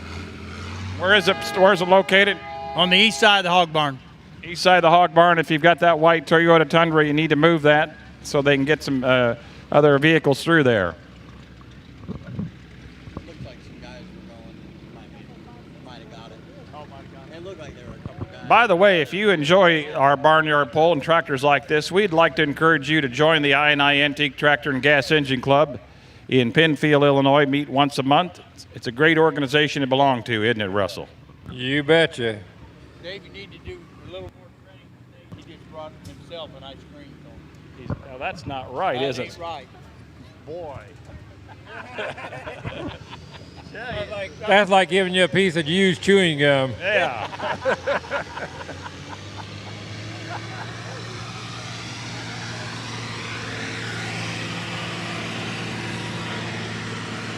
Bob Marshall goes the distance of 250.05, 250.05. Landon Potter on the Farmall M. Now, Russell, do you see what Nate has there under his arm there? That's a special hat. He's got to live up to that, to wear that hat, doesn't he? Did he steal that from you? I got it, but he has to do certain things to keep that hat, doesn't he? He's a staff member. I can't tell you how many hours he has to put in to earn that hat. Half Century of Progress hat. That's a collector's. Chuck, they have requirements, don't they? He's going, yeah. That's right.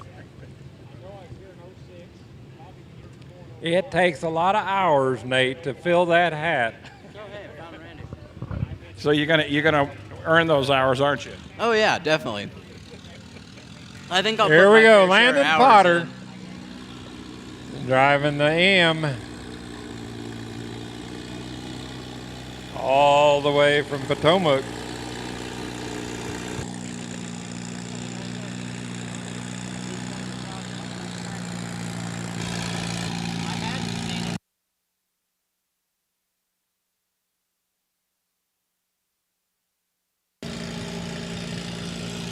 Now don't hit Randy Richmond as he comes across the track there. There he is coming across here.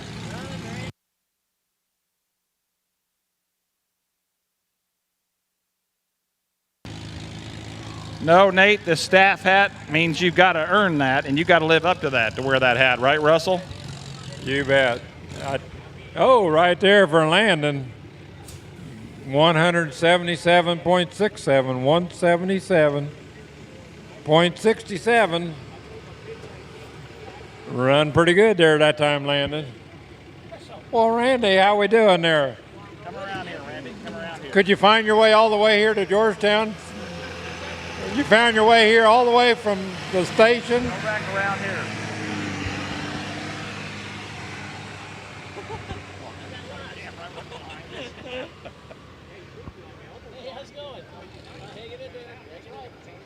Now we're educating a lot of our staff here tonight on these barnyard poles and tractor poles. This is Randy Richmond now. Russell, I'm going to let you talk with him a little bit. Get up here, Randy. Ask the master any question you want about tractors. He'll answer it. Not any question, okay? we don't allow just any question. So what is a high performance filter? air filter. I don't want to give out secrets from anybody's pulling tractors because if they have one, they don't want the competition to have one. So I don't tell people everything about I assure certain you, things. the secret is safe with me. You And sure? They weren't listening. Just because you're on the radio all the time, and you could tell anything anywhere, and you're on the radio, and you're not going to say nothing about this. The media is very confidential. You know that.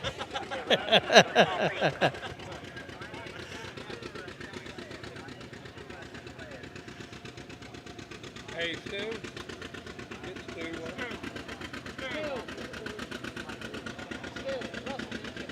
You're supposed to see Larry at the sled. Larry. Okay, Tom Wright with his John Deere G. Tom Wright.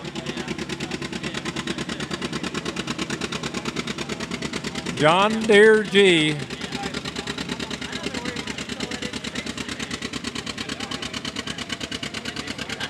.413 cubic inches in 2 cylinders in a John Deere G. Wow. They're as big as toilet seats in there. That's right.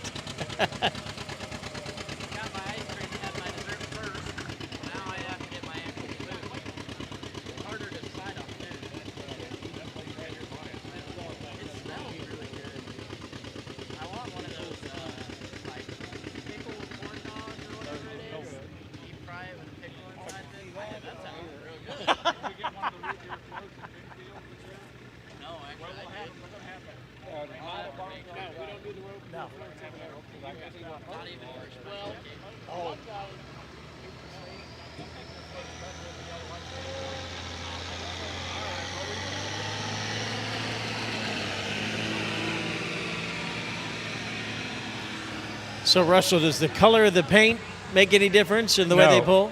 No. No? It's whatever you do under the hood. It can be any color, and anybody can make almost anything happen. It just takes dollars. Dollars, right. There you go. Time and Okay, money. Tom Wright with that John Deere G went 196.03. 196.03. Derek Craig with the Minneapolis Moline 670. 670 right there.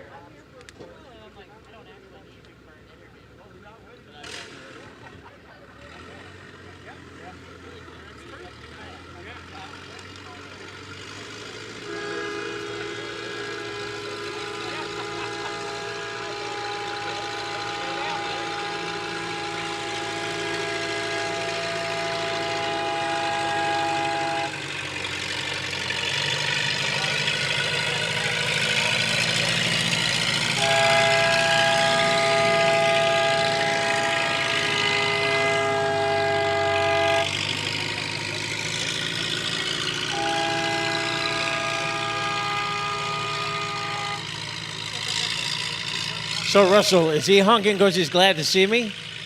Is he honking because he's glad to see me? I don't think he was looking at you, Randy. He was looking at Mr. Craig on that 670. Ah. Because there's a 3-mile-an-hour speed limit, and if you go over that, you hear the horn. Aha. So we heard the horn in the 75-foot. That was a warning. That didn't count, but that was a warning. And then we heard it twice, so we'll see what Mr. Larry says about that. But otherwise, it was a good pull, right? Oh, it's a good pull. We'll see what the horn meant.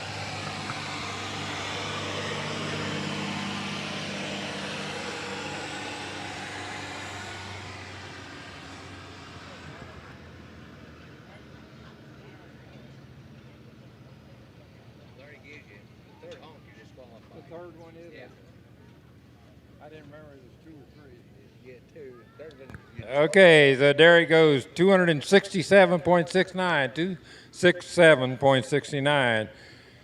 It's the third honk after the 75-foot mark. If you get 3, it's just like in baseball. Strike 3, you're out. Right. I got at least 3 honks driving down Route 1 from Westville tonight, so. You did? I did. I did. So I'm not sure what that meant, but I'm sure I'm disqualified. Did anybody wave at you when you was doing that or anything? They were making gestures, so I didn't.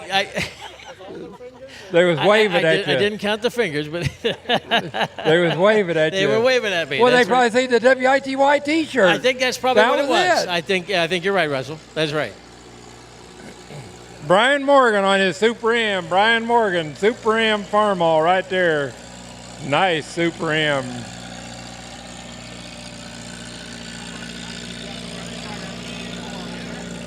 Got the Balin power steering up there. Boy, that thing is all decked out for about 1953. Wow, 1953 is That's here. when it come out. This one won't take long. You're turning in your hat. It's for promotional purposes. Oh. Yeah.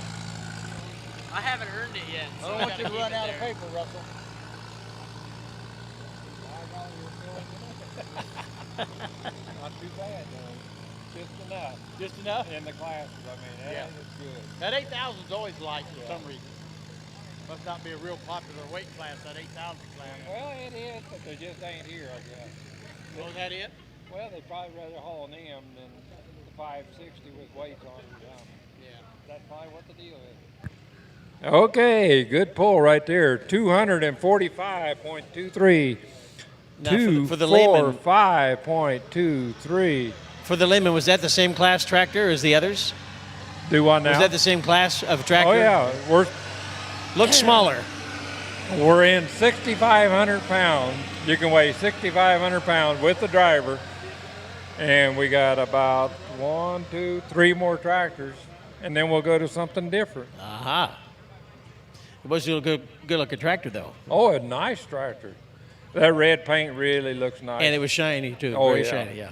Under the Georgetown lights, you Oh, can't man. get any better than that. No way.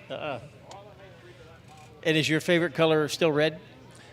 I got a lot of favorite colors, okay? Okay. And Just my- check and see if you changed on me. My wife's here, so I can't divulge all the favorite colors I like. You're being videoed, so yes, it will be used against you. No, Andrew's got the camera pointed the other way, thank goodness. Here we go. Darren Ellis on his Minneapolis Moline U. Now that definitely is a vintage tractor, right? How old do you think that is? I'm going to say 40s. Yes, it could be as new as 1952. 1952? Could be. Yep. It's still got the get up and go.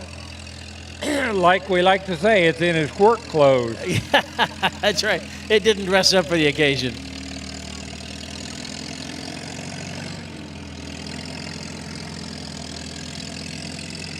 The old Model U was a very popular tractor for Minneapolis Moline.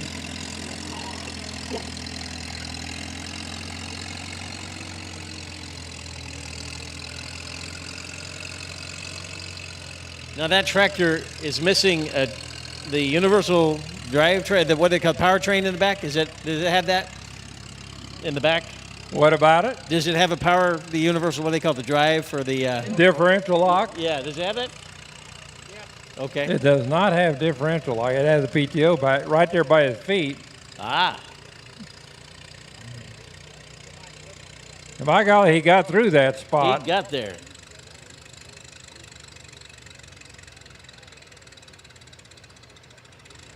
He got all of the U tonight, Darren Ellis.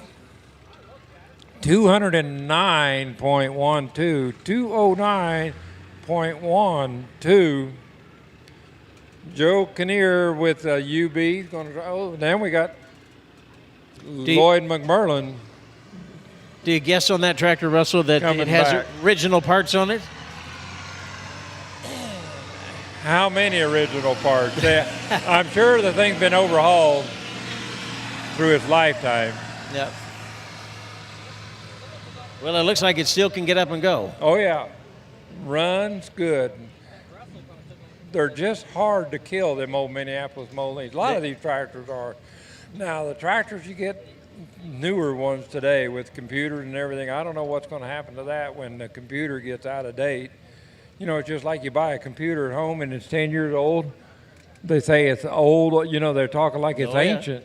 Yep. You know, like it's turn of the century. Yeah. I mean, not the 21st century, the 20th century. It's like it's 100 years old. Well, these tractors don't have to worry about it. No, not as long as they make some parts yet. You got the manual. The human is still involved. So Well, as long as some of us old guys still know what we're doing on some of it, ain't that right, Tim? He wasn't talking about you. Yeah.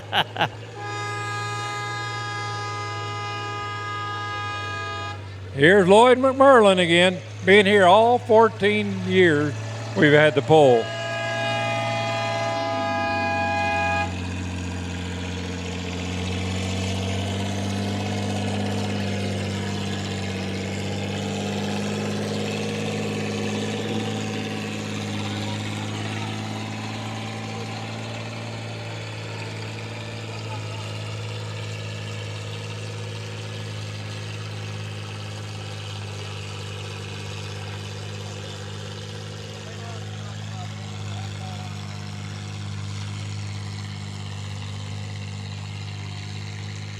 So in the calculations, the formula is the speed and the distance. Is that the Speed has nothing to do with it. It's all about the distance. all about the distance How far you go.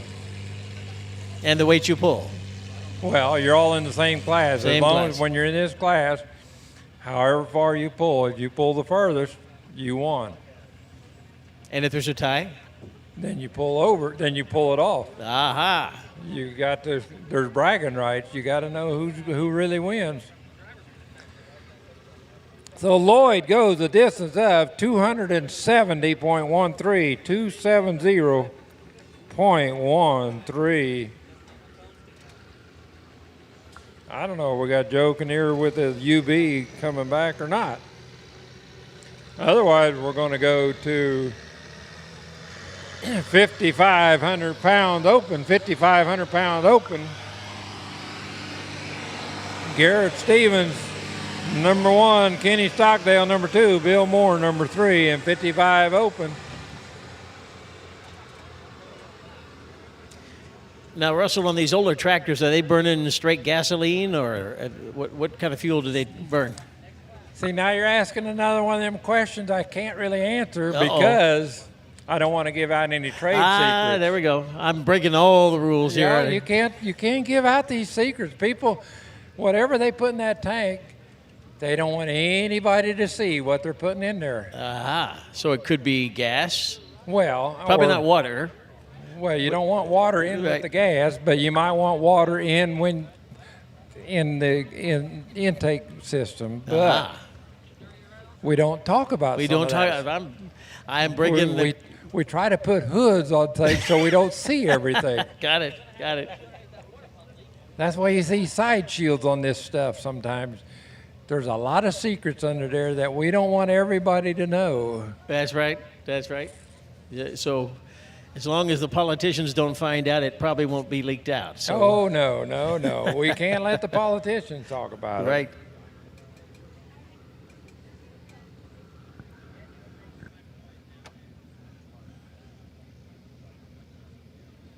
And this one here looks like it could be a Minneapolis Moline. It is a Minneapolis Moly. And like I was telling Nate, these Minneapolis Molines are like erector sets. You can just start bolting and unbolting and putting different stuff on. Just whatever pieces and parts you find in the box. And it works. With This tractor will be exhibition only because he got the wrong hitch on. And so we'll go ahead and let him pull, but he's exhibition only. Okay, this is exhibition only. This is Bob Marshall's G6 Minneapolis. Right. It's the G6 Moline, come out 6 cylinders in 1959 with a 400.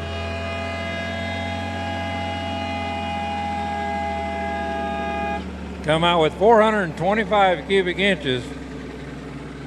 But that one sitting there right there has about twice that much. Wow.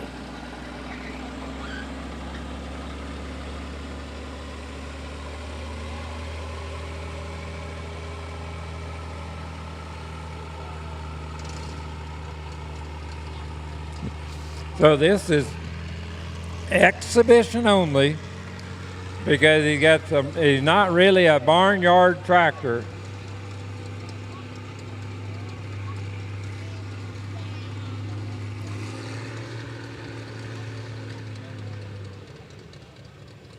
So we will go to 5,500 pound open. 5,500 pound open.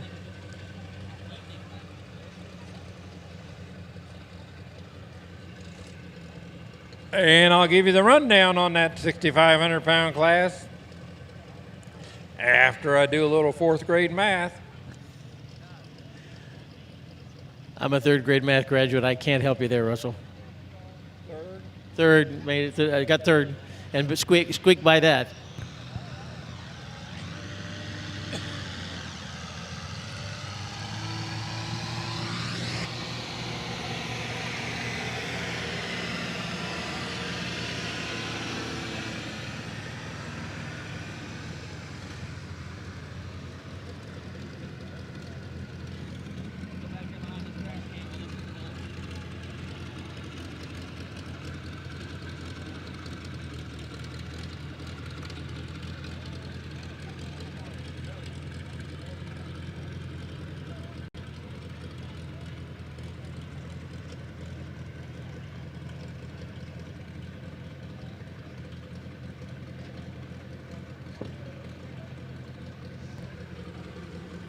Okay, 5,500 pound open. Garrett Stevens on that Moline U. First man up.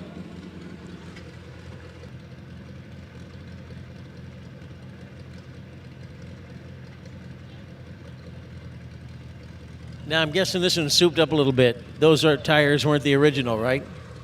You're catching on. And it's going to go a lot faster, too. Oh, yeah. See that exhaust, I how saw that that. flame? That's alcohol. Oh.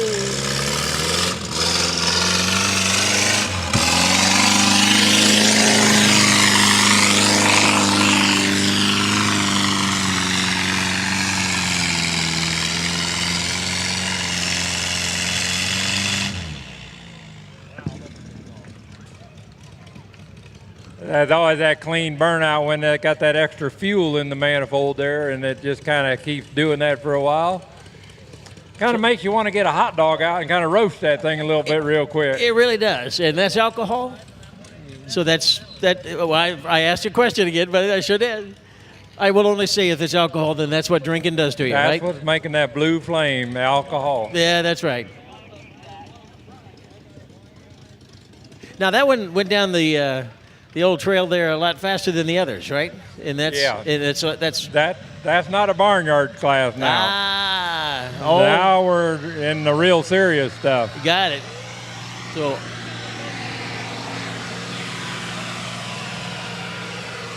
So as I'm getting my education, speed counts now, right? Is that Speed counts. speed counts? Got it. It's called momentum. Momentum. Yeah, I got you. One of the Larry Moe and Jack ones, right? I got you. Okay, Garrett went a distance of 256.13, 256.13. Sets the sled right there. Kenny Stockdale on his 560. And I'll give you the rundown on that 6,500 barnyard here in just a minute.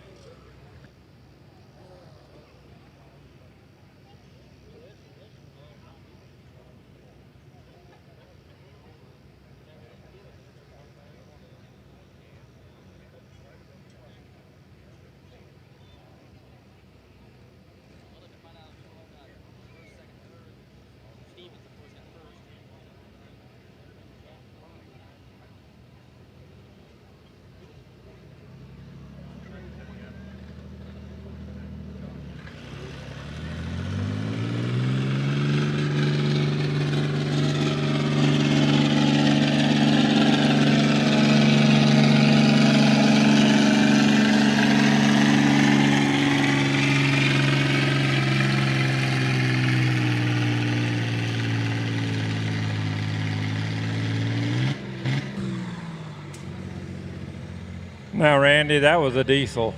Yeah, I was going to say, if my car smoked like that, we'd be heading for the garage.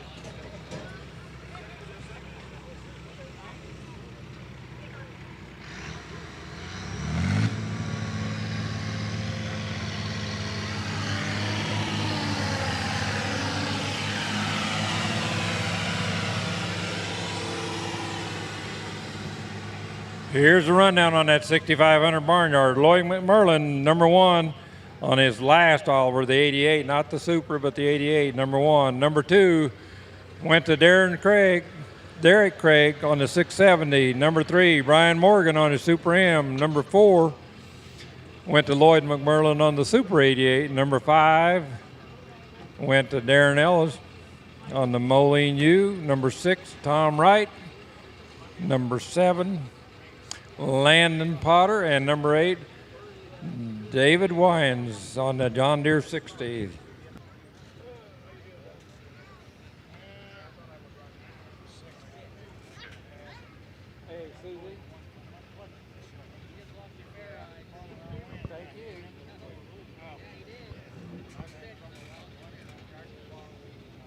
Now, Russell, what's the advantage? I see that on the side of the some of these tractors, they have aluminum shields. Does that do anything, or is that just decoration?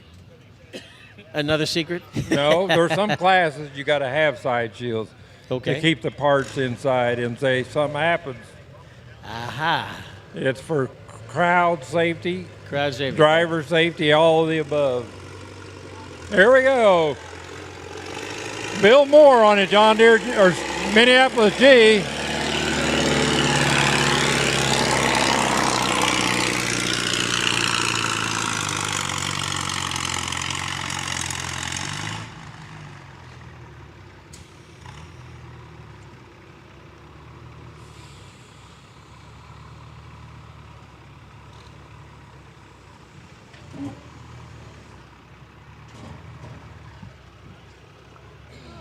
Boy, now that's close. Bill Moore goes 190.95. 190.95. Kenny Stockdale went 190.78. That is close.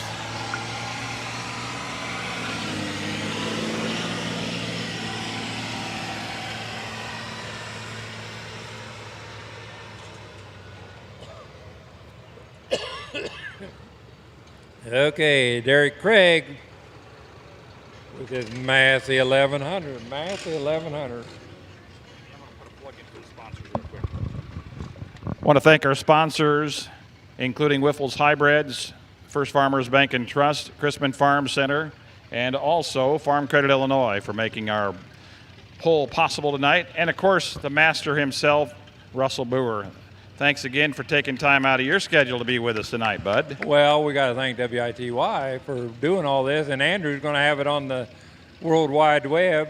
I bet you there's people in Belgium watching this. What do you think? I'll bet you're right.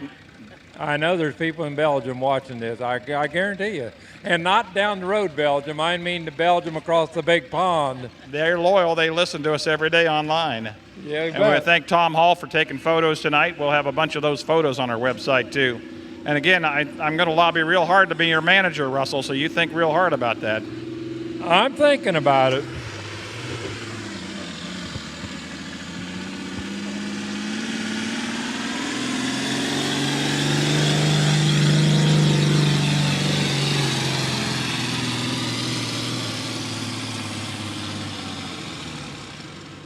Right there, Derek Craig. Massey 1100.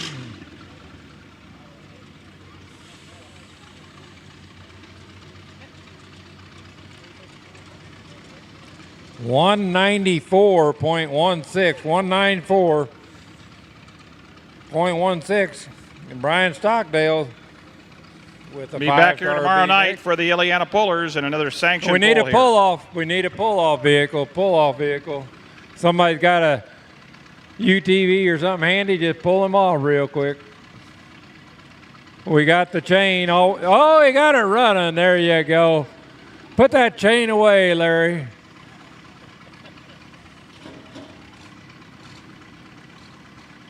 You were just chomping at the bit to go work on that, weren't you? Right on the track. You think so? I know so. You like to work on them tractors. I could. I'll bet you could. I don't know if they could afford me, though.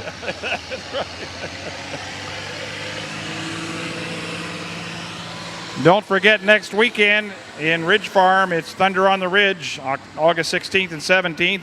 And then in the first weekend in Chrisman, it'll be the Chrisman area truck and tractor pulls Saturday, September 7th, right there across from the high school. And then the Slidell Lions, they're going to have a makeup pull on Sunday, August 25th. And that'll be at Village Park in Slidell. And Half Century of Progress, the August 22nd through the 25th, Russell. You betcha. Got to be there.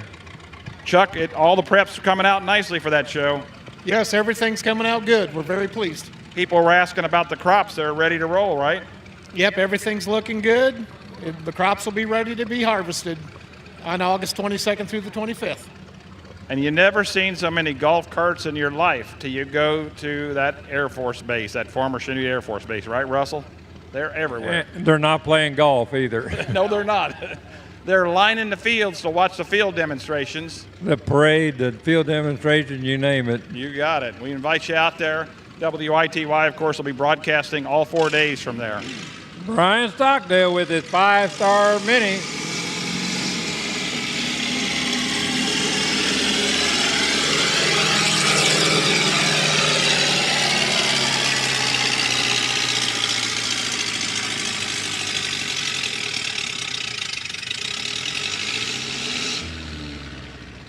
Oh, we got her down to the basement, and he pulled the torque just in time.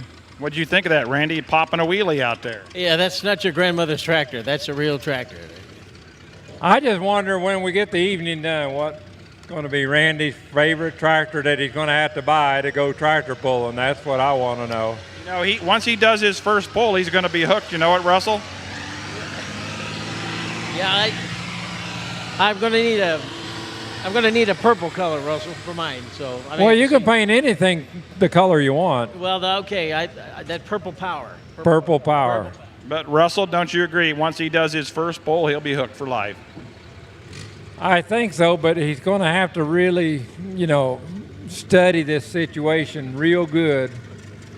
How this all works and what you got to do with the clutch and where you drive and all that. It's all. Oh, it's complicated. It's complicated, yeah. It's worse than trigonometry. Yeah, is there cruise control on these things? And cruise control, you bet. GPS. Yeah, I was going to ask that. There we go. I want the full package. Right. Oh, we got Jacob Bowl again. He's just chomping at the bit, wanting to go. He's just having a ball driving the Super M tonight.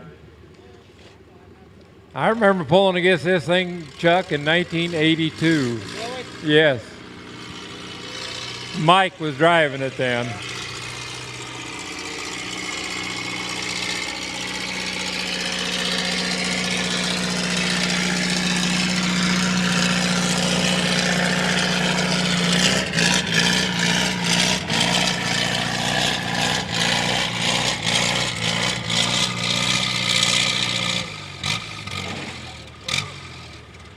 He was on the wheelie bars. Yes, it was. Foot slipped off the clutch pedal for a second, though.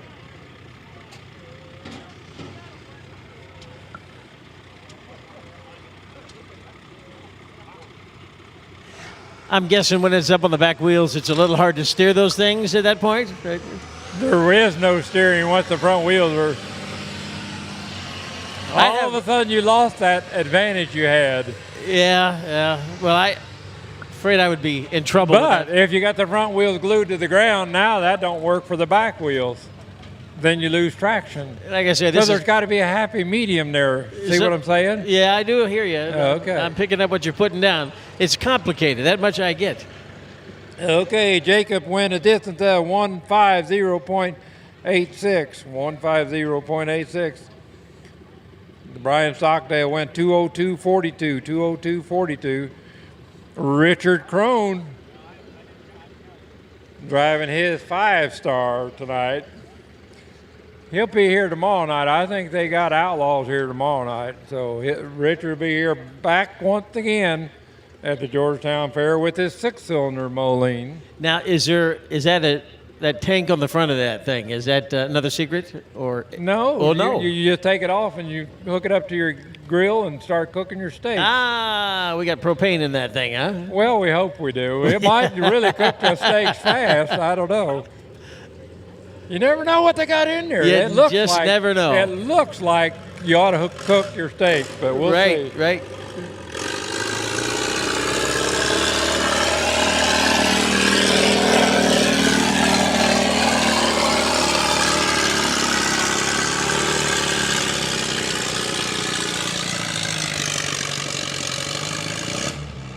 Oh, man, good run. Richard Crone,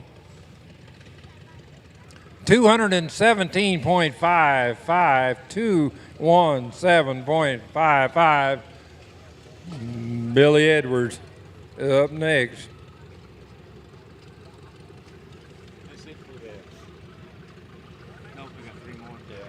Four more. Oh, well, count.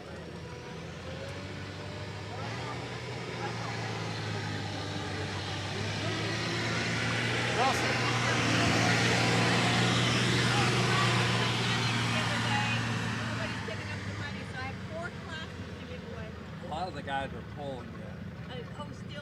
Well, I mean, like they're in this class, or were they within the other classes? Okay. Just so I know. You bet. Like I say, Susie, we split the money, but they don't pick up. We don't get too worried about them picking up money. I'm learning more secrets, right? We don't get that one out too often. That was, yeah, that secret safe. It benefits me a lot that way. Yeah, I understand. Okay. I read you. You're catching on real quick, Randy. There's a lot to this. I'm a slow learner, but once I finally make it there, I got it. Billy Edwards, Crawfordsville, Indiana. See what we can do. Now, that's not a Minneapolis Moline, is it? Oh, yeah. Oh, okay. Just a different color yellow.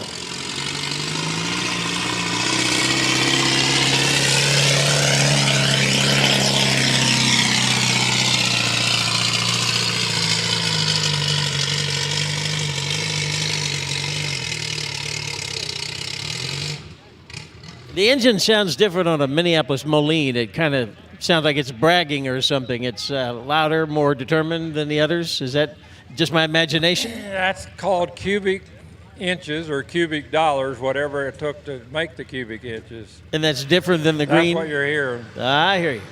But that's different than the green and the red? Than the what? Is that different than the green and the red tractors? Well, it can be. All them Minneapolis so far, none of them had turbochargers on them. Aha. So they're just using the straight. Whatever the air can suck in, that's all that's coming out the exhaust. Got it. Now, I'm not sure what all that means in the big picture. Does that mean that they're more powerful or? No. No? That means that's all they got. Oh, that's all they got. Ah, I'm learning again. Yep.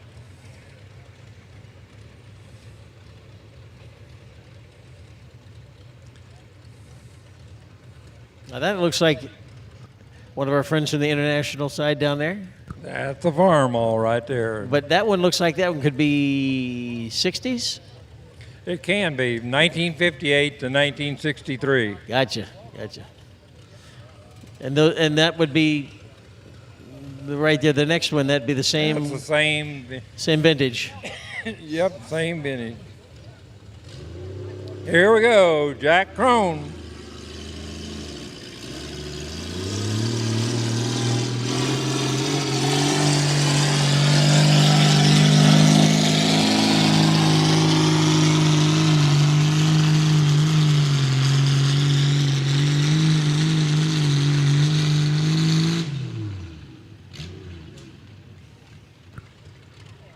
Now that looks like that was a good pull too, huh?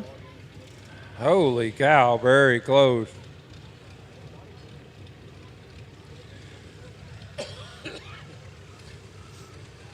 Billy Edwards went 230.66. Jack Crone went 230.60. Aha. Now that is Horseshoes and hand grenades, very close. It's very close. It's Very- closer than a hand grenade. Yeah, close. That's right. That is close. Ben Irwin with his 560, and then Jeremy Edwards with his Oliver 77. And then we're moving into 8,000 pounds of Barnyard, 8,000 pound Barnyard.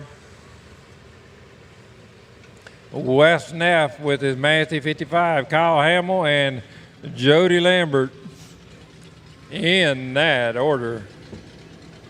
Ben Irwin, 560, Diesel.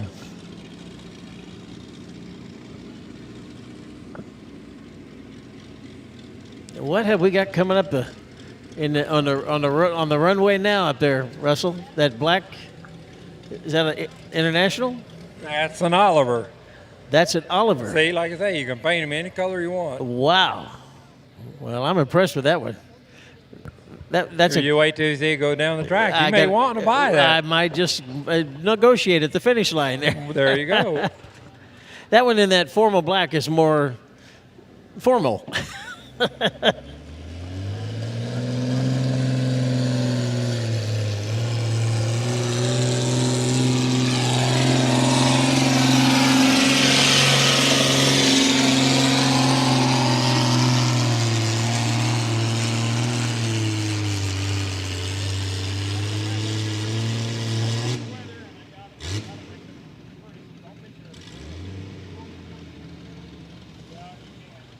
Ben Irwin, 209.39, 209.39 for Ben Irwin. Jeremy Edwards, and then we're in the 8,000 pounds of Barnyard.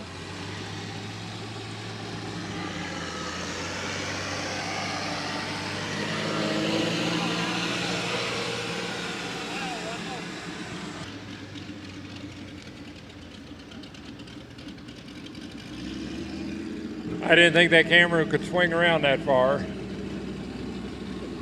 let it run out, Russell. That's the last two. Now you sound like Ed McMahon. Ed McMahon. In my house, the lights down below.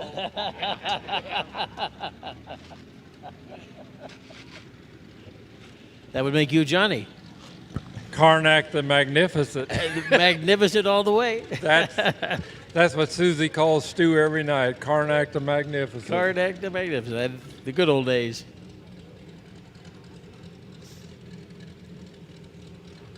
Okay, now Randy, you can see this Oliver run. A lot of RPM, a lot of wheel speed. It runs good. Now, Jeremy Edwards. in the hierarchy of tractors, is the Oliver up there in the top, or is it? Oh yeah, they're always tough. They're all tough. They're all tough. If they're running today, they're tough.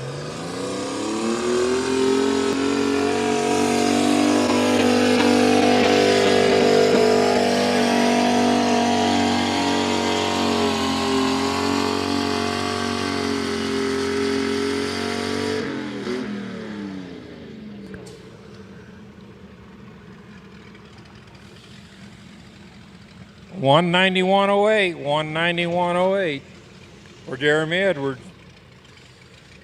We'll give you the rundown on that class here in just a minute.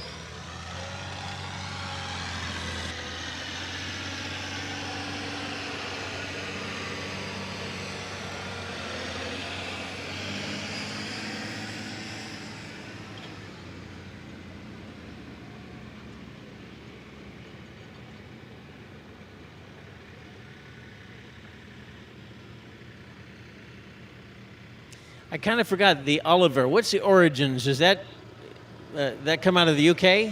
Oh no, Charles City, Iowa. Oh, okay. I was way off. Charles City, Iowa. They was one of the oldest manufacturers. The Oliver Chill Plow Works started with a plow like John Deere back almost the same time. Very good plow. They always had good plows, and they had the very good tractor line.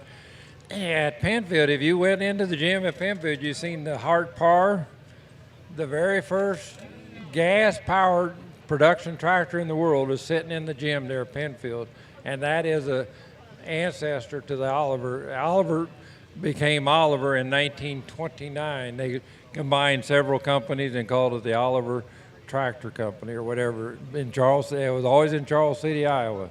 And it's no longer being manufactured as Oliver, or No, AGCO took that over. AGCO is based out of Duluth, Georgia. And AGCO took over Oliver, Minneapolis Moline, Alice Chalmers, Fent, White. It's a big umbrella. Here we go, West Neff, Massey 55.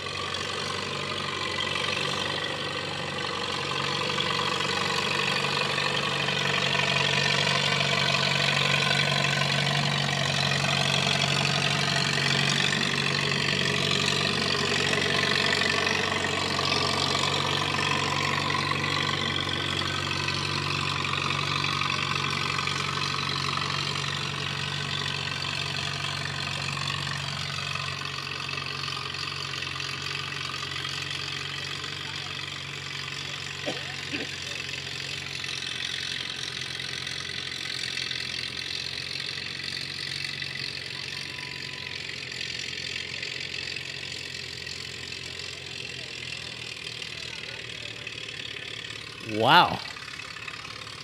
It ain't done yet. But it ain't done yet. Oh, no.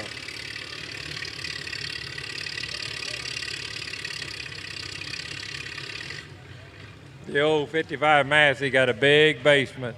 Wow. And that basement can haul.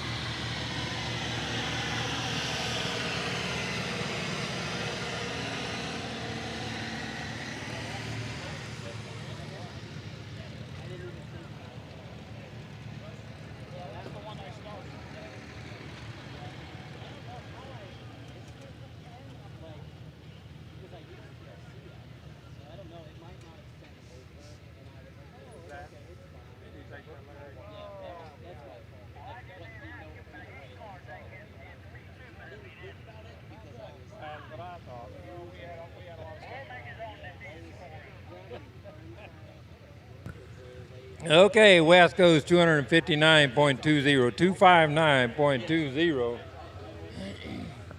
Here's a quick rundown on that 55 Open. Number 1 went to Garrett Stevens on that Minneapolis Moline. Number 2 went to Billy Edwards. Number 3, Jack Crone.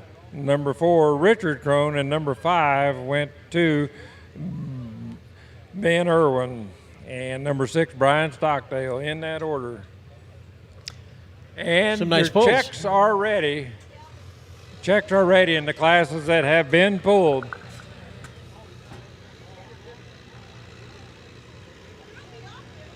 Here we go. Kyle Hamill with a Super 90 Massey Ferguson. Massey Ferguson. That's also under the AGCO umbrella.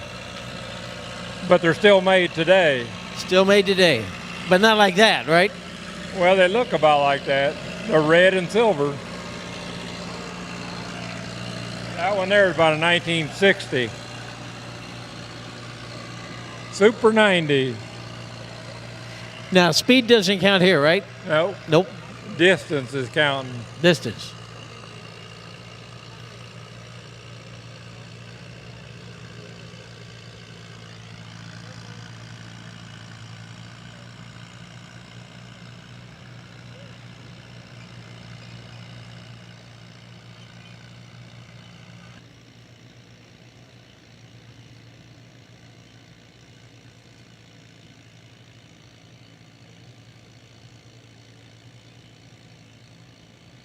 I think that Super 90 has been in the Hamill family for a long, long time. Wow. Too. There you go, 253.88, 253.88 for Kyle Hamill. Then Jody Lambert on a 706. And then we're going to go to 10,000 pound Barnyard, 10,000 pound Barnyard. Bring them on around. Alan Hockett, bring it on around. You're first man up in 10,000.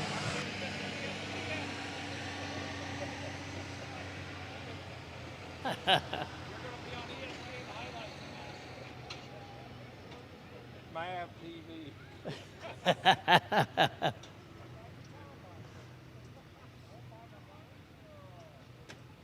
So, Russell, when they get ready for these pulls, what kind of maintenance do they have to do, or what's the prep? To the tractors you're talking? And the drivers, too. Well, number one, go to the house and have a good meal. Right. Okay. Number one. Is that for the tractor or the driver? Food, Okay. both. Boy, you got to have food in the tractor, too. Right. So Right. check the fuel. Don't run out of fuel. Right. Yep.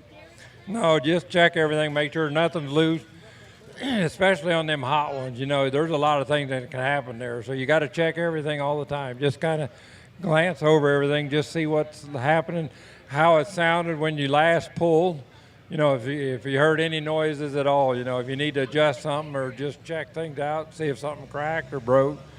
Just a lot of things you can just look at and check out. And here we go, 706, Jody Lambert right here. 706.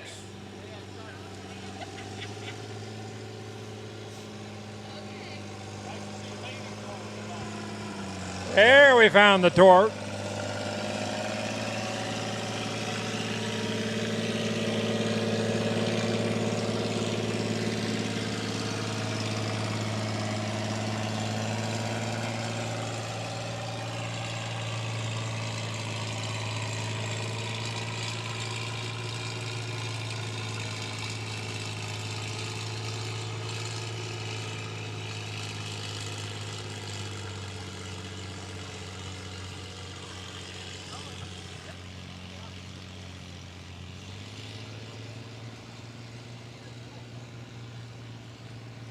Good job on the torque right there. Oh, yeah. Oh, yeah. Oh, gee whiz. We had all three of them right there. Jody goes 251, 251.43, 251.43. So the order of finish is Wesley Neff, number 1, Kyle Hamill, number 2, and Jody Lambert, number 3. Jody Lambert, number 3, did a good job. All real close. Nice class right there. Good run. Thank you guys for having us. Thank you, Tim. We'll see you down the road. I'll see you here in a couple, 3 There weeks. you go. Hey, Marilyn. Another one done.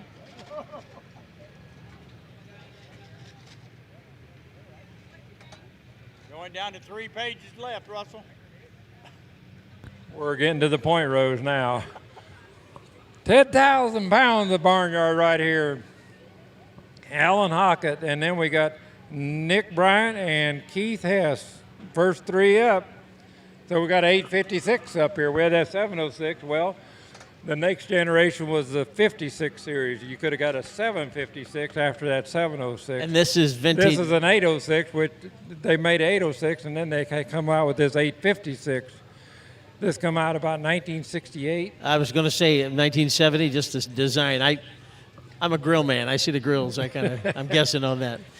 But what was the major difference between the models?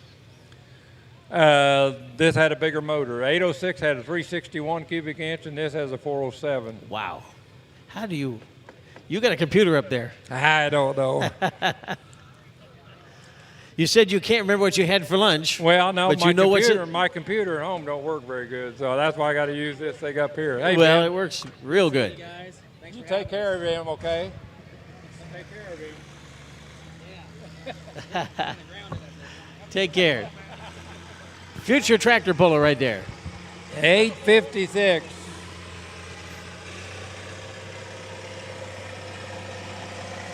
Now these guys can go 4 miles an hour. Speed counts, right? Well, a little bit.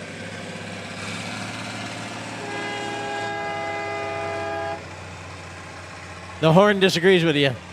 That's 1. That's 1.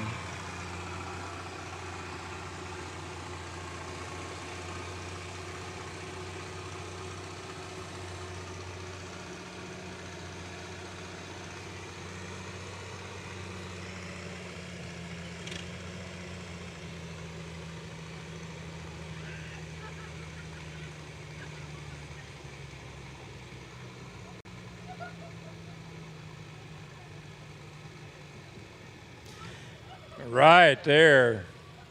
Are any of these tractors still working tractors? Or are these just... That one is, I guarantee you. Gotcha.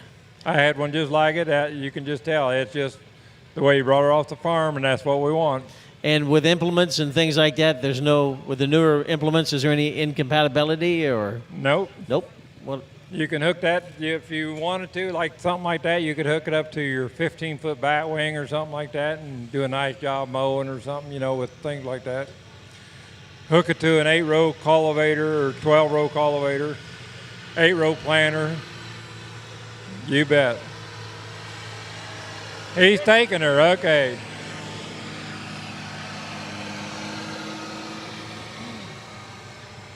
$292.60, $292.60. Alan sets the mark right there. Nick Bryant got a 4320 John Deere. oh, sure. Chuck Stelter from the I&I Antique Tractor and Engine Club with us tonight. Half Century of Progress coming up August 22nd. We want to invite people out. Yes, we want to see everybody come out August 22nd through August 25th. It is the largest working farm show in the country. We'll have field demonstrations. We'll be picking corn, combining beans, plowing. We'll be running the threshing machine, threshing some oats. So I want to see everyone come out. It's a good time.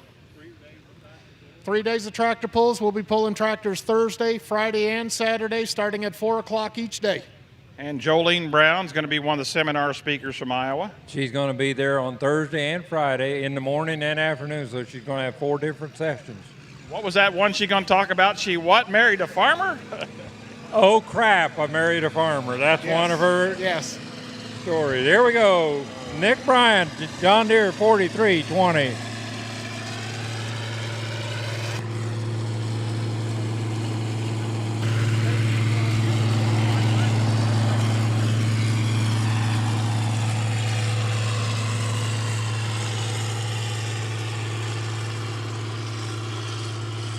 Like a walk in the park there, Russell. Yeah. The 4320, a little bit bigger than the 4020 and a little smaller than the 4620. They needed that tractor in between, and that has about 110 horse. The 4020 had about 90 some. So they needed that tractor in between, and that's what that thing Look fit out, the bill Cayuga. right there. There he goes to Cayuga.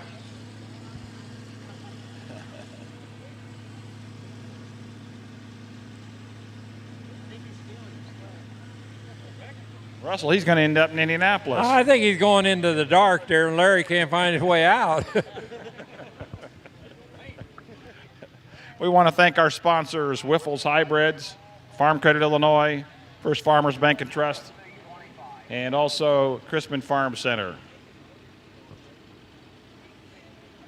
And Richard Okay, Hager we with just all the established flagging a tonight. full pull distance. It's going to be 325. So Nick Bryant went over 325, so he has a full pull. So that, be aware in the pits what you have to do.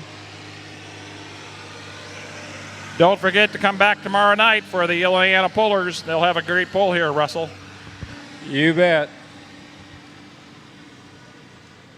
We had a good night tonight. There's going to be another good night tomorrow night. A lot of good tractors. See, now Randy comes back tomorrow night. He can see that classes too, and He's then gonna be here. See it all, from soup to nuts. He'll know it all. But he won't get to hear the master calling it tomorrow night. No. Well, I would be twice as smart if you were here tomorrow. Maybe just, you just hope for me if you'll come back and do it tomorrow. Well, Andrew's making a tape. Just kind of play it back well, every I'm gonna night. get a copy. Just play it back every night. Just kind of In a loop. Yeah. a rerun. Absolutely. Rerun. Absolutely. Yeah, I've got to have the Russell tapes. No question. And Boy, that'll put you to sleep if nothing will, I tell you. But the thing about it is, That or it'll give you a headache, one or the other. while I'm sleeping next to the player, that knowledge will just come up here. And before you know it, I'll be sitting here calling tractor pulls and at least getting the colors right, maybe. Yeah, but see, that black Oliver fooled you. Oh, man, I was See, thrown off that. You got to know the tractor then. Just when I thought the world was red, green, and yellow, here No. comes the black tractor. That's My right. goodness. Here we go. Keith Hess with a G1000 Mini Mo.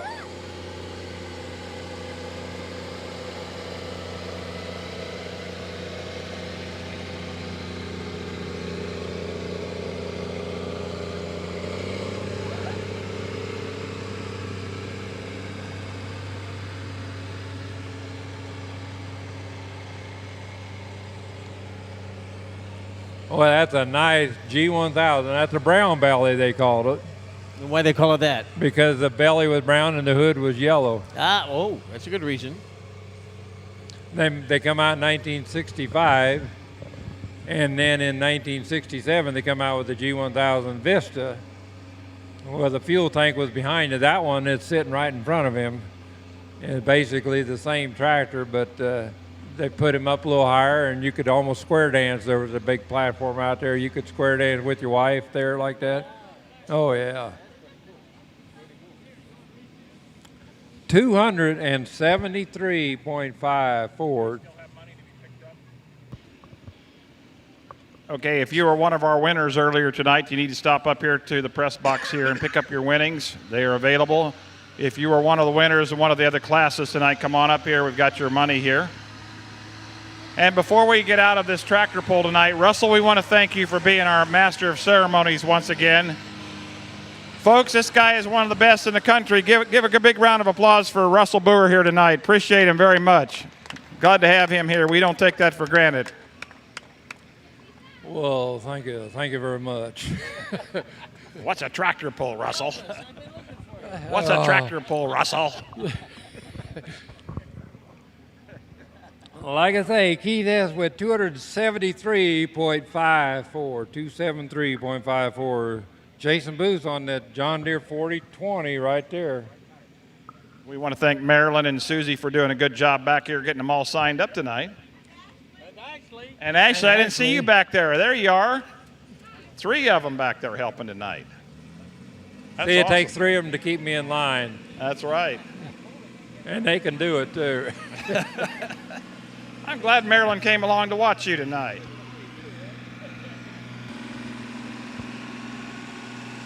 Here we go, John Deere 4020.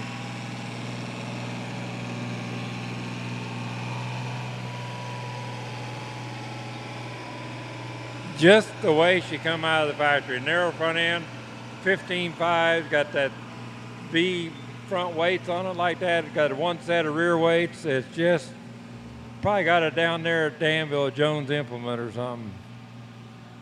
Right there by the sale barn, remember that?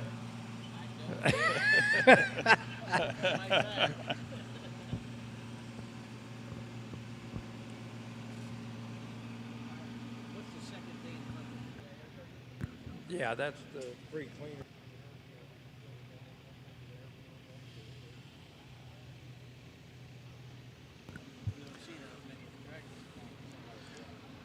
$267.45, 267.45.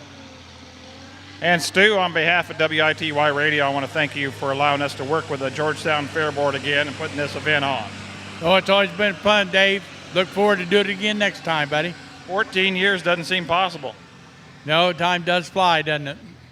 Yep, and Russell just does. He adds so much to our poll here. We're just so glad. We're really privileged to have him. I'm serious about that. We are. Oh, he's a very knowledgeable guy, or either that or he does a lot of BSing. He does a little bit of that. I have to give him a hat and a T-shirt. That's part of the deal, or he won't do it. Well, now you talk about the bee. I can do that because the cattle barn's pretty close by, and they can scoop it all away. They haul it out every day, okay, Stu? Chuck Stelter, thank you for helping us out tonight, too, from the I&I Antique Tractor and Gas Engine Club. If you'd like to be a member, it's real easy. And get a hold of one of us here, and we'll get you signed up. Dave, this guy here needs a T-shirt. He's only missed 1 pull. Well, we're going to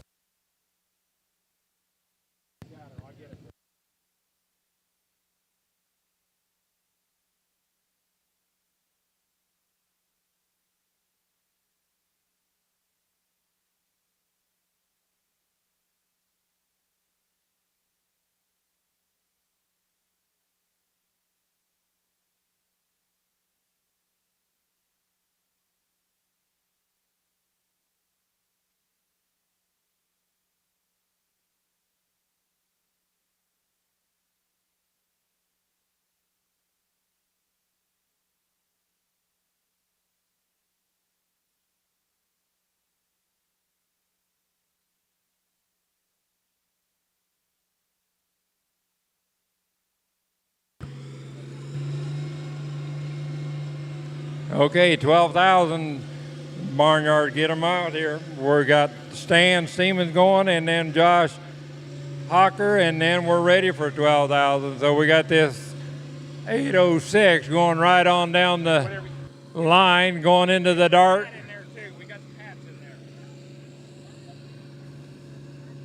And Randy Stan Richmond is not going to stop. No, he's not. Oh, yeah, we got another full pull. Awesome. Another full pull right there. And Randy Yes, Richmond, this got is it. one of the few places you will see a purple David Brown 980. You're not going to see it anywhere else except here at Penfield, right? A half century. Did you see it? I did tonight. Did you climb on it? No. Is it here tonight? Is that it? Is it? It's purple. Well, yeah, but is that a 980? That's what, It's an is that- AM 980, okay? It's an AM 980. Wow. The only thing that could beat that is an FM 99.5. But that, Okay, so we got two full pulls. So Josh Hocker, you got your work cut out for you. 11:35 Massey. So Nick Bryant and Stan Seaman to get you guys are tied for the lead. what is that, Russell? That's a Massey Ferguson 11:35. 11:35. Now that's It's got a Perkins 354 6-cylinder in it, wow. turbocharged. I'm guessing that's 80s, maybe 90s. In the 80s. 80s. Late in the 70s, they made the 1100 and 1130, and then they made the 1105 and 1135, and that's what this is. Ah. Again, that's not your grandmother's tractor, right? That's a hefty duty. Nice tractor right there.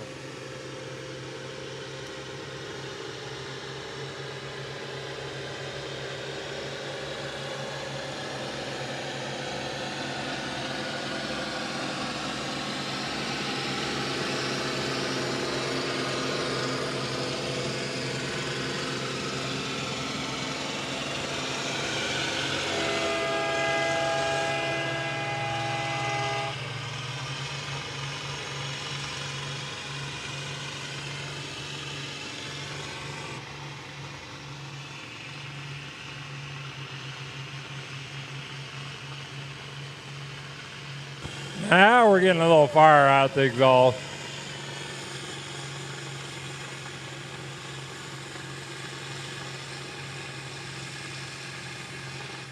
Right there, Josh makes a good pull.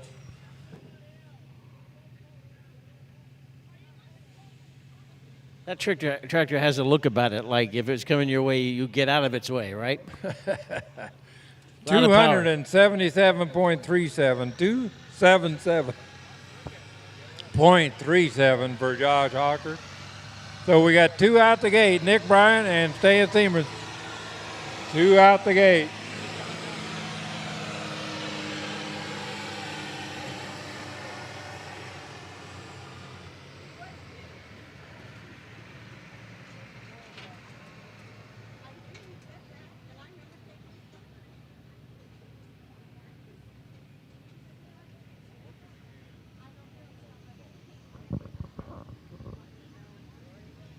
So that David Brown tractor, the 980, are you going to be out here on it?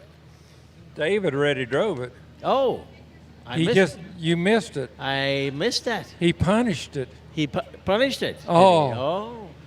Out the Eddie Wet. Wow, he'd still be going if you hadn't stopped him, right? It's a wonder it was still that he didn't break the chain. Wow. On the sled, yeah. Well, how much did that one pull? You can't measure it. You can't measure it. It was so far out there you couldn't measure it. Another secret. I keep stepping on these secrets here. Absolutely. Well, it's the purple power. The purple Well, paint. it was awesome. I mean, words really can't describe that pull. I- You'll have to watch the video I'll some watch night the when video. you're watching the reruns, okay? Watch, yeah, absolutely. That one I'll get in the loop too. So There you go, yeah. 980. Just Can't beat press, when it comes to that, just kind of play that over and over right there every time. I got it. It was awesome. It was just Wow. wheel stand and smoke, speed, you name it. It was all there. And Dave was hanging on for dear life, right? Pretty much. Pretty He had much. Both hands 10 and 2 on the steering wheel.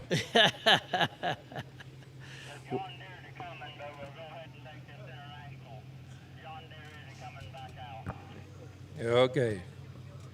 Stan's coming first on the pull-off.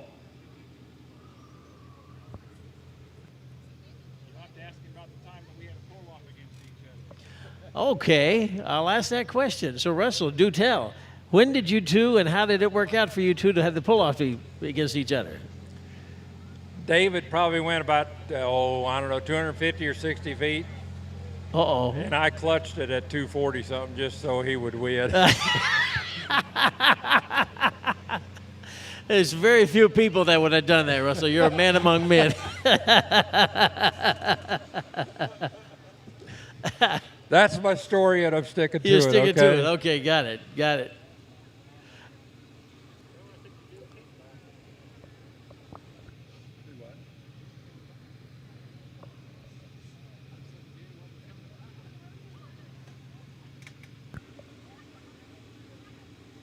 Okay. So here we are for the pull-off.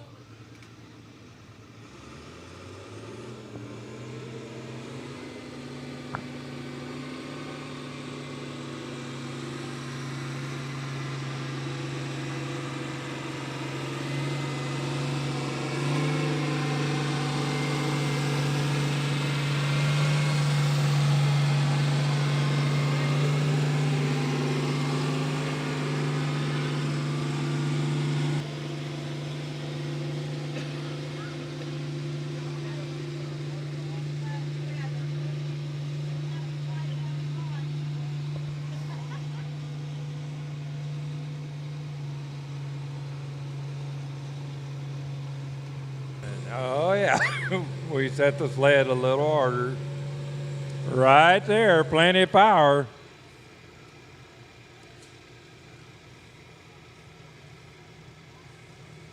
$241. 241.42. 241.42. So Nick Bryant, that's the mark to shoot for.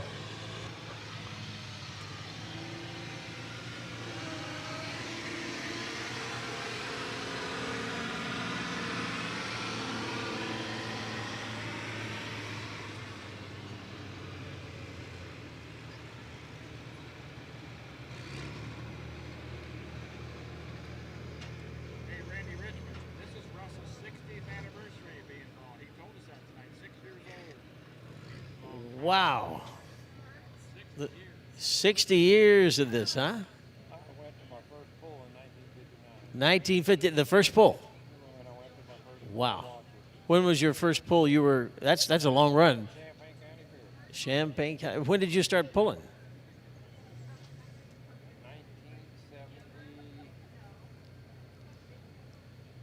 1975. Wow. That's a lot of pulling. Speed and distance counts in that race too. And you haven't lost either one, right? Still can pull with the best of them. Oh, we try. We try. And Here we go. Nick Bryant, 43.20.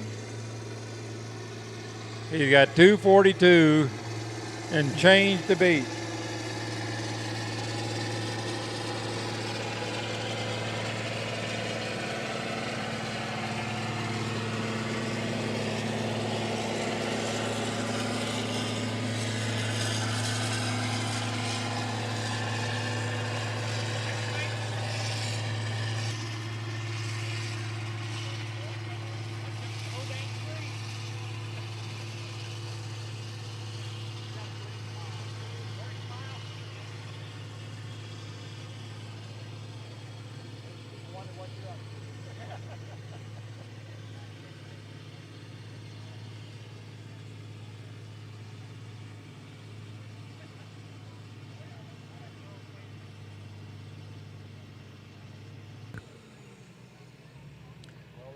That was differential lock is what that was called.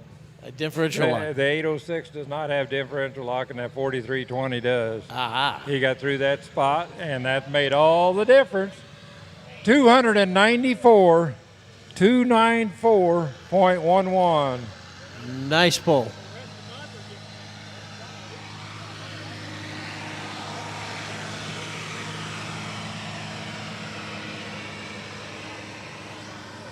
Now, Russell, the David Brown is in your stable of tractors, but you have a full stable, right? How many tractors do you have? Like I say, my wife's here. I can't divulge information like that. Those are still more secrets. Well, which is the one that you pull on the most? What's your favorite? Right now, what I've taken to the fairs this summer is a 1936 Minneapolis Moline Twin City 2132 FTA. A 1936. Yeah. Wow. And it still runs. Oh yeah. And it's not got original parts, I'll bet that, right? You got that right. We don't divulge all that Another thing we don't tell your wife, right? Oh, I better tell the rundown. So Nick Bryant, the poll you just saw, number 1. Number 2 went to Stan Siemens. Number 3 went to Alan Hockett. Number 4, Josh Hecker. Number 5, Keith Hess. And number 6, Jason Booth, in that order. Thank you. Lurking. I can tell. You're a lurker. He's getting all the angles from. He's studying it. This is you get a new career option here. 12,000 pounds right now. Alan Hockett with the 856 right here. And then Nick Bryant, Dennis Groh, and Stan Seaman in that order.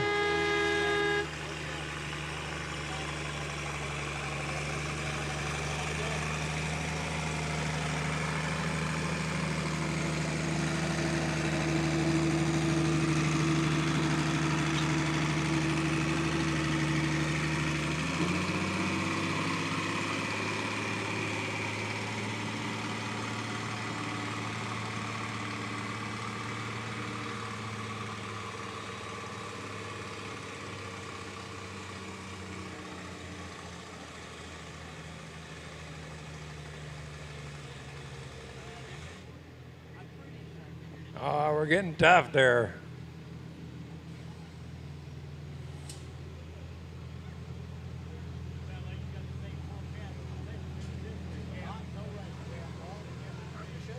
He's not taking it.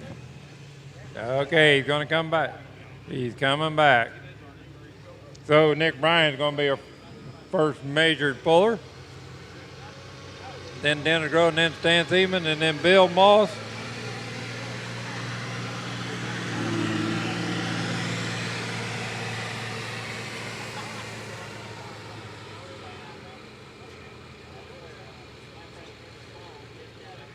How many tries do they get if they don't like that particular pull? Only the first puller has that option to take it or to turn it down. Ah, okay. Because we're also trying to see if the sled is set the way we want it. So the sled looked good to me. So we'll see.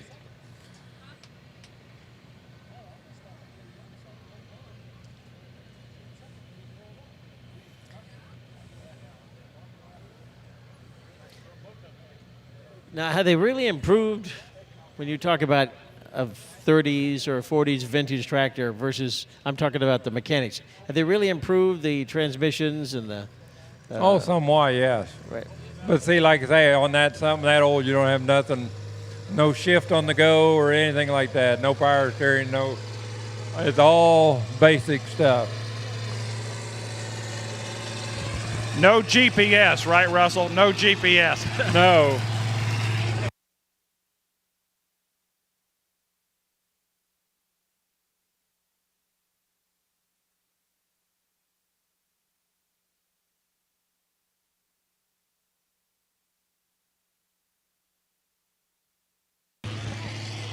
He's going to go get his picture on the David Brown so he can tell people he knows how to drive it.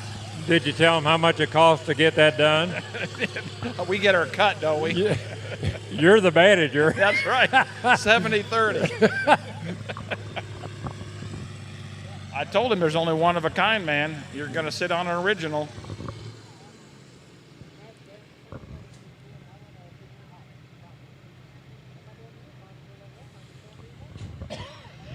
Randy, it's not a horse, so just take it easy, okay? It's like he's trying to climb over a saddle. Look at that, Russell. I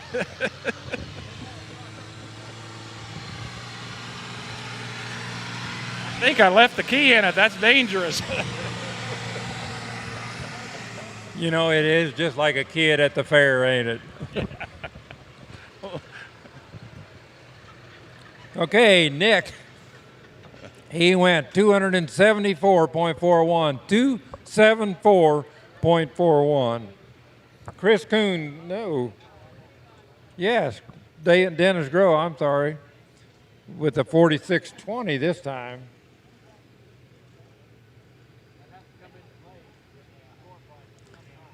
It looks a little different. We had a 43.20, now we got it says 46.20, so we'll see when it goes by if what I notice here different. I want to thank Wiffles Hybrids, Chrisman Farm Center, Farm Credit Illinois, and First Farmers Bank and Trust, our sponsors tonight. Richard Haig on the flag down there. Thank you, Richard. And, of course, Larry running the sled tonight. Thunder on the Ridge next weekend in Ridge Farm. Coming up September 7th, it will be the 2019 Chrisman Area Tractor and Truck Pull. Don't want you to forget that one. It'll be there in Chrisman.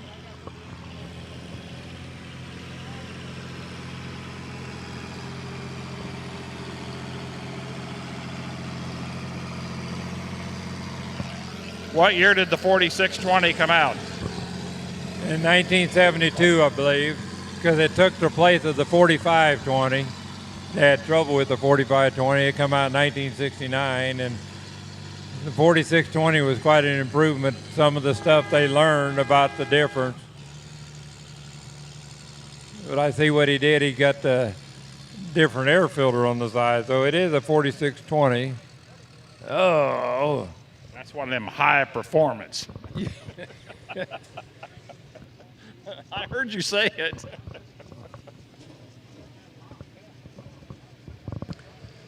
$263.58, 263.58. Stan Seaman with the 1066 to be next. You never know when those recorders are running, do you, Russell? I know it. I know. It's just like them smartphones. They're thinking that thing's happening all the time. We could be on YouTube all night. Wasn't the 4020 one of their top sellers of all time for John Deere? Yeah, it was. One reason because it was in the line so long, from 64 to 72. So it was in the line for several years, but it was such a right-sized tractor at that time, too.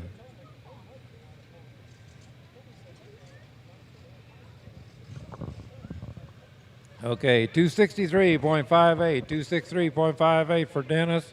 Stan Seaman, 1066, coming up next. And then Bill Moss, Chris Kuhn, and then Brian Neville, and then we're going back to Alan Hockett.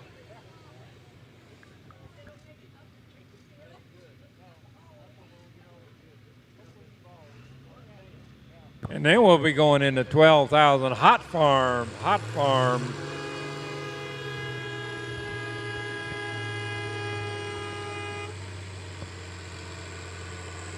You got to slow it down a little bit there, Russell. 4 miles an hour.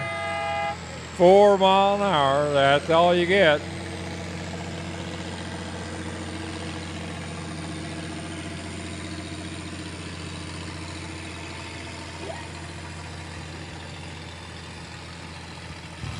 We saw a lot of those international harvesters over in Penfield this year. Yeah, we featured international. It was just a sea of red out there.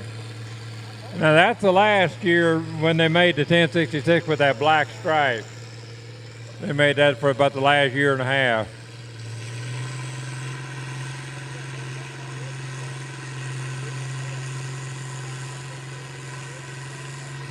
Spins are out with authority right there. I started your tractor, Dave. You did? Yeah. I was going to drive it, but I thought I'd get in trouble. Yeah, Russell, be on you. I didn't know if I could stop it. I don't know. Did you hear that, Russell? Yeah. Do you think Nate knows what a clutch is? He probably always drove an automatic, so he don't know what a clutch is. Okay. Well, so he maybe- knows what a clutch is. Yeah, he might be able to understand it. My first car was a stick shift. I drove it when I was 6 years old. There you go. Stan Thiemann with that 1066 went 288.44. 288.44. Bill Moss with that D21. You got your work cut out for you. He was complaining he was just stereo. It needs air conditioning. And a GPS. They didn't have air conditioning and GPS back then, Nate. Sorry to tell you that. The first car I drove was a 48 Pontiac. And the brakes weren't good. My first car that I ever actually got behind the wheel of was my dad's 69 Camaro. Really? Yeah, it was an Indy 500 pace car. We still have.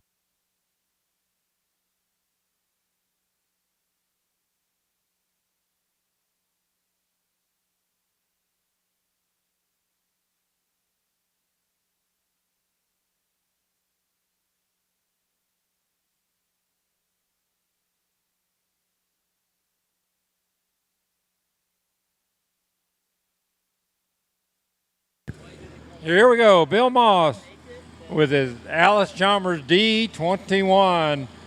The big horse at the time for Alice Chalmers.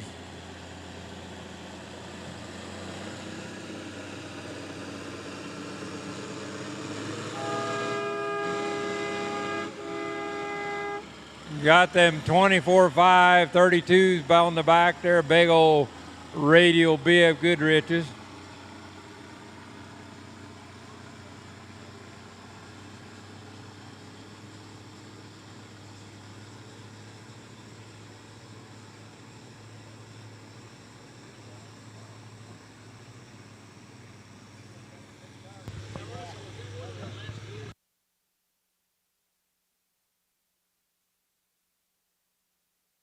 Russell, I got a question for you when you get done writing that footage. All right, you ready? Tell me. Okay, for someone that's never driven a tractor, or especially with a sled behind it, how easy is it to get over the mile-per-hour limit? Do you really have to try to get over it, or can it happen pretty easy? Well, the first thing you got to do is put in the right gear, what you think what your slippage is, and what your mile per hour is. Okay. So that's the best thing. So there's some mental games So there. put it in the right gear. That makes sense. And then when you do that, make sure you got enough power for that gear. Yeah, I probably would have got eggs thrown on me if I had that on.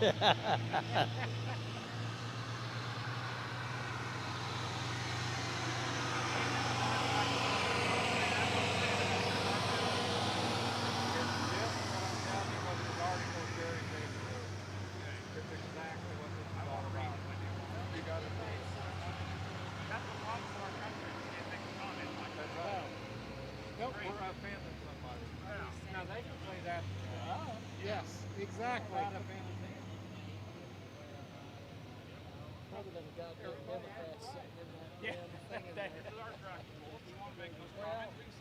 just said Yeah, that's right.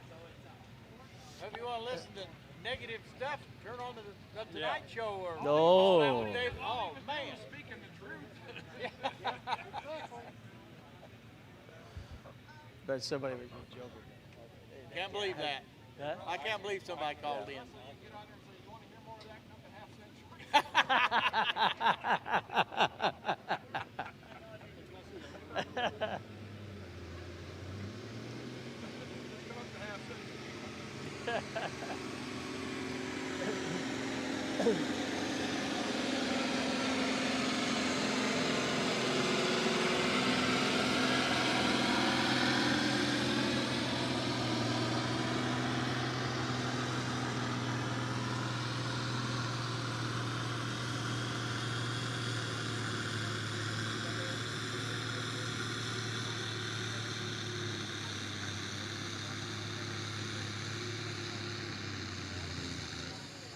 Right there for Chris Kuhn with his D21. And it goes 284.60.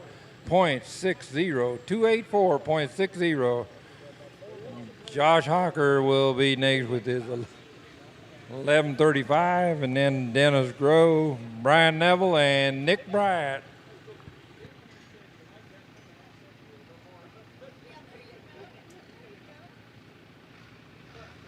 Here comes the big boy again over there.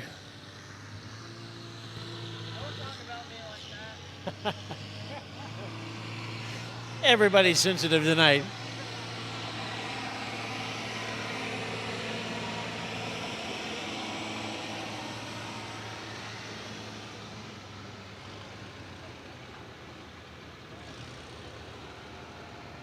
You know, as you hear the engines on these new tractors, they just don't have that, you know, that bravado, that John Wayne kind of image in the sound. It's the ones that are pulling, they're saying, get out of my way. Well, see, a lot of these tractors now, they're made like European style a little bit. So it's worldwide. That same tractor is produced worldwide, where before a lot of stuff was made just here in the United States, and if it was made in Europe, it was a completely different tractor. Oh, much quieter, much less power? No, just totally different. Totally different. Yep. They were just different. But they had as much power? Oh, some did. Some did, yeah. In the certain horsepower ranges, you know, it just was different world then. Now, did manufacturers like John Deere make a different type of tractor for Europe? Right. Okay. South America, Australia, Europe, they're different. They made them all places.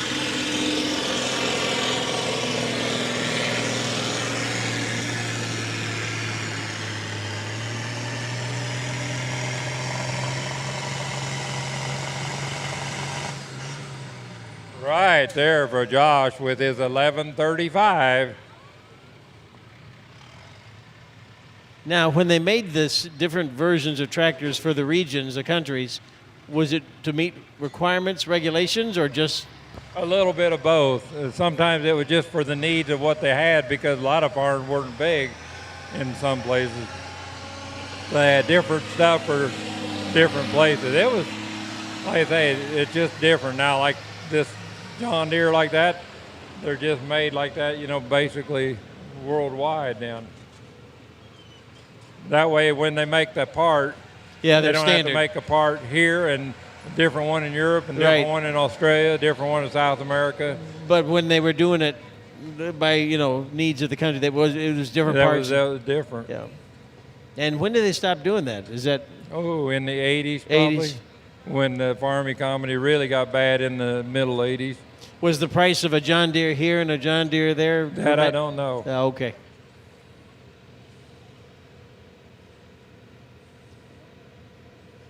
Well, there's definitely a sound difference, you know. And you don't see these newer tractors in these. You don't see these newer tractors in many of these polls, right, Russell? Because the older ones have the. Is it because they have more power? They can do more of this. The newer tractors are computer controlled. And the old ones, you can get on screws and things and do things that you can't to the new ones. You can implement those secrets, right? Some of that, yeah. Yeah, I got it.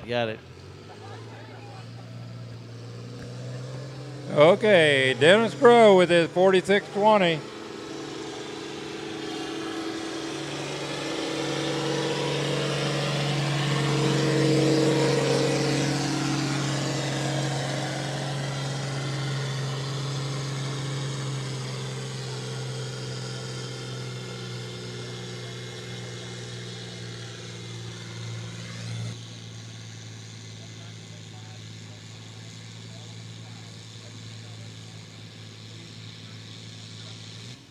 Right there at 304.06, 304.06. And Josh Hawker with that mass 1135 went 172.14, 172.14. Dennis Groh with that 4620, 304.06.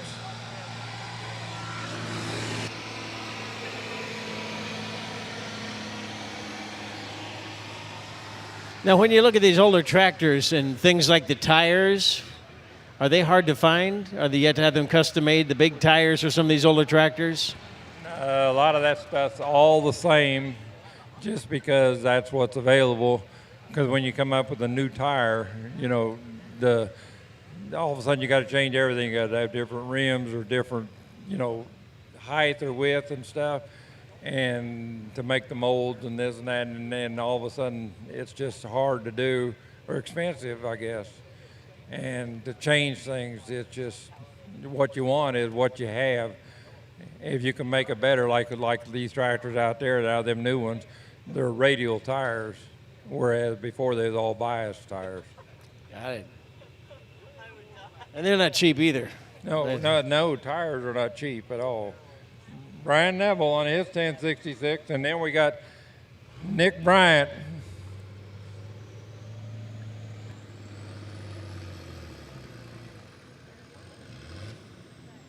Okay.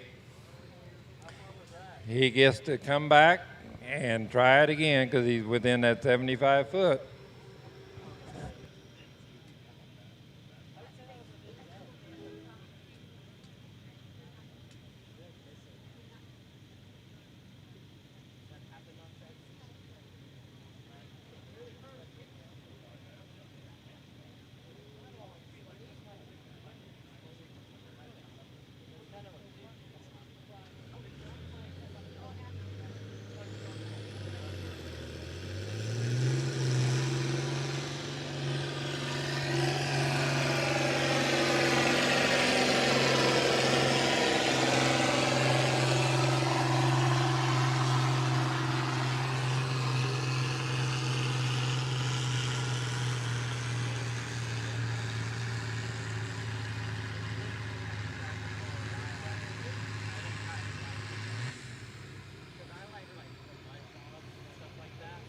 Now that's a nice pull. Yes, sir. 313.73. 313.73. Unofficially puts him in second place the way it looks.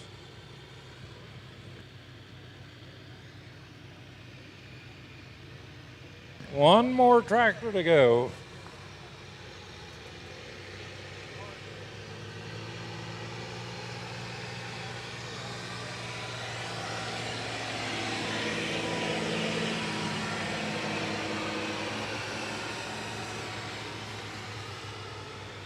Now he gets bounced around quite a bit going up and down there. That's tough.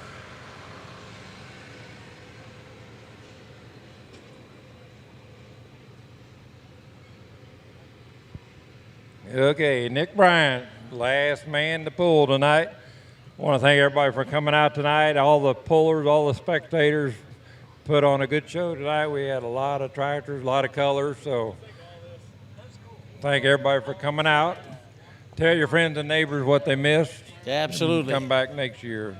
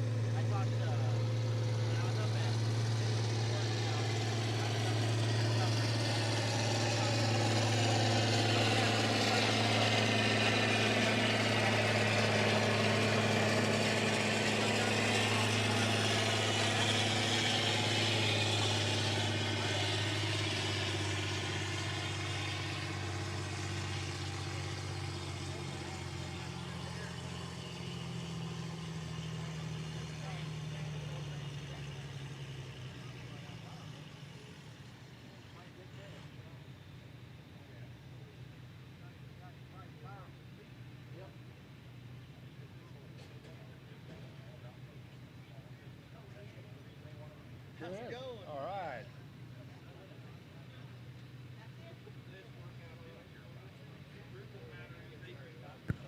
And Nick goes the distance of 235.53. 235.53. We'll give you the rundown here in just 1 minute.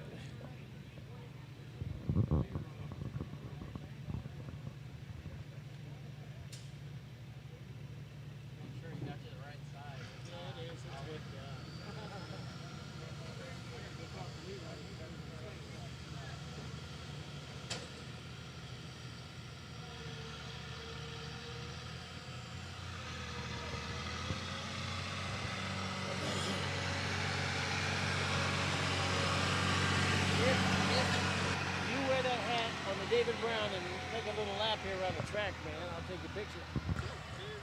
I don't know if Dave wants to grab his tractor. Okay, here we go. Number 1 went to Stan Seaman on that 1066. Number 2 went to Brian Neville on his 1066. Number 3, Dennis Grow on that 4620. Number 4 went to John Craig on that Mass 1150. Number 5 went to Chris Kuhn on his D21. Top 5 in that 12,000 hot farm. Once again, I want to thank everybody for coming out tonight. Appreciate everything. Come out tomorrow night and see the Ileana Pullers Association, and we'll see you again. Thanks for coming, folks. Good Appreciate job, it. Russell.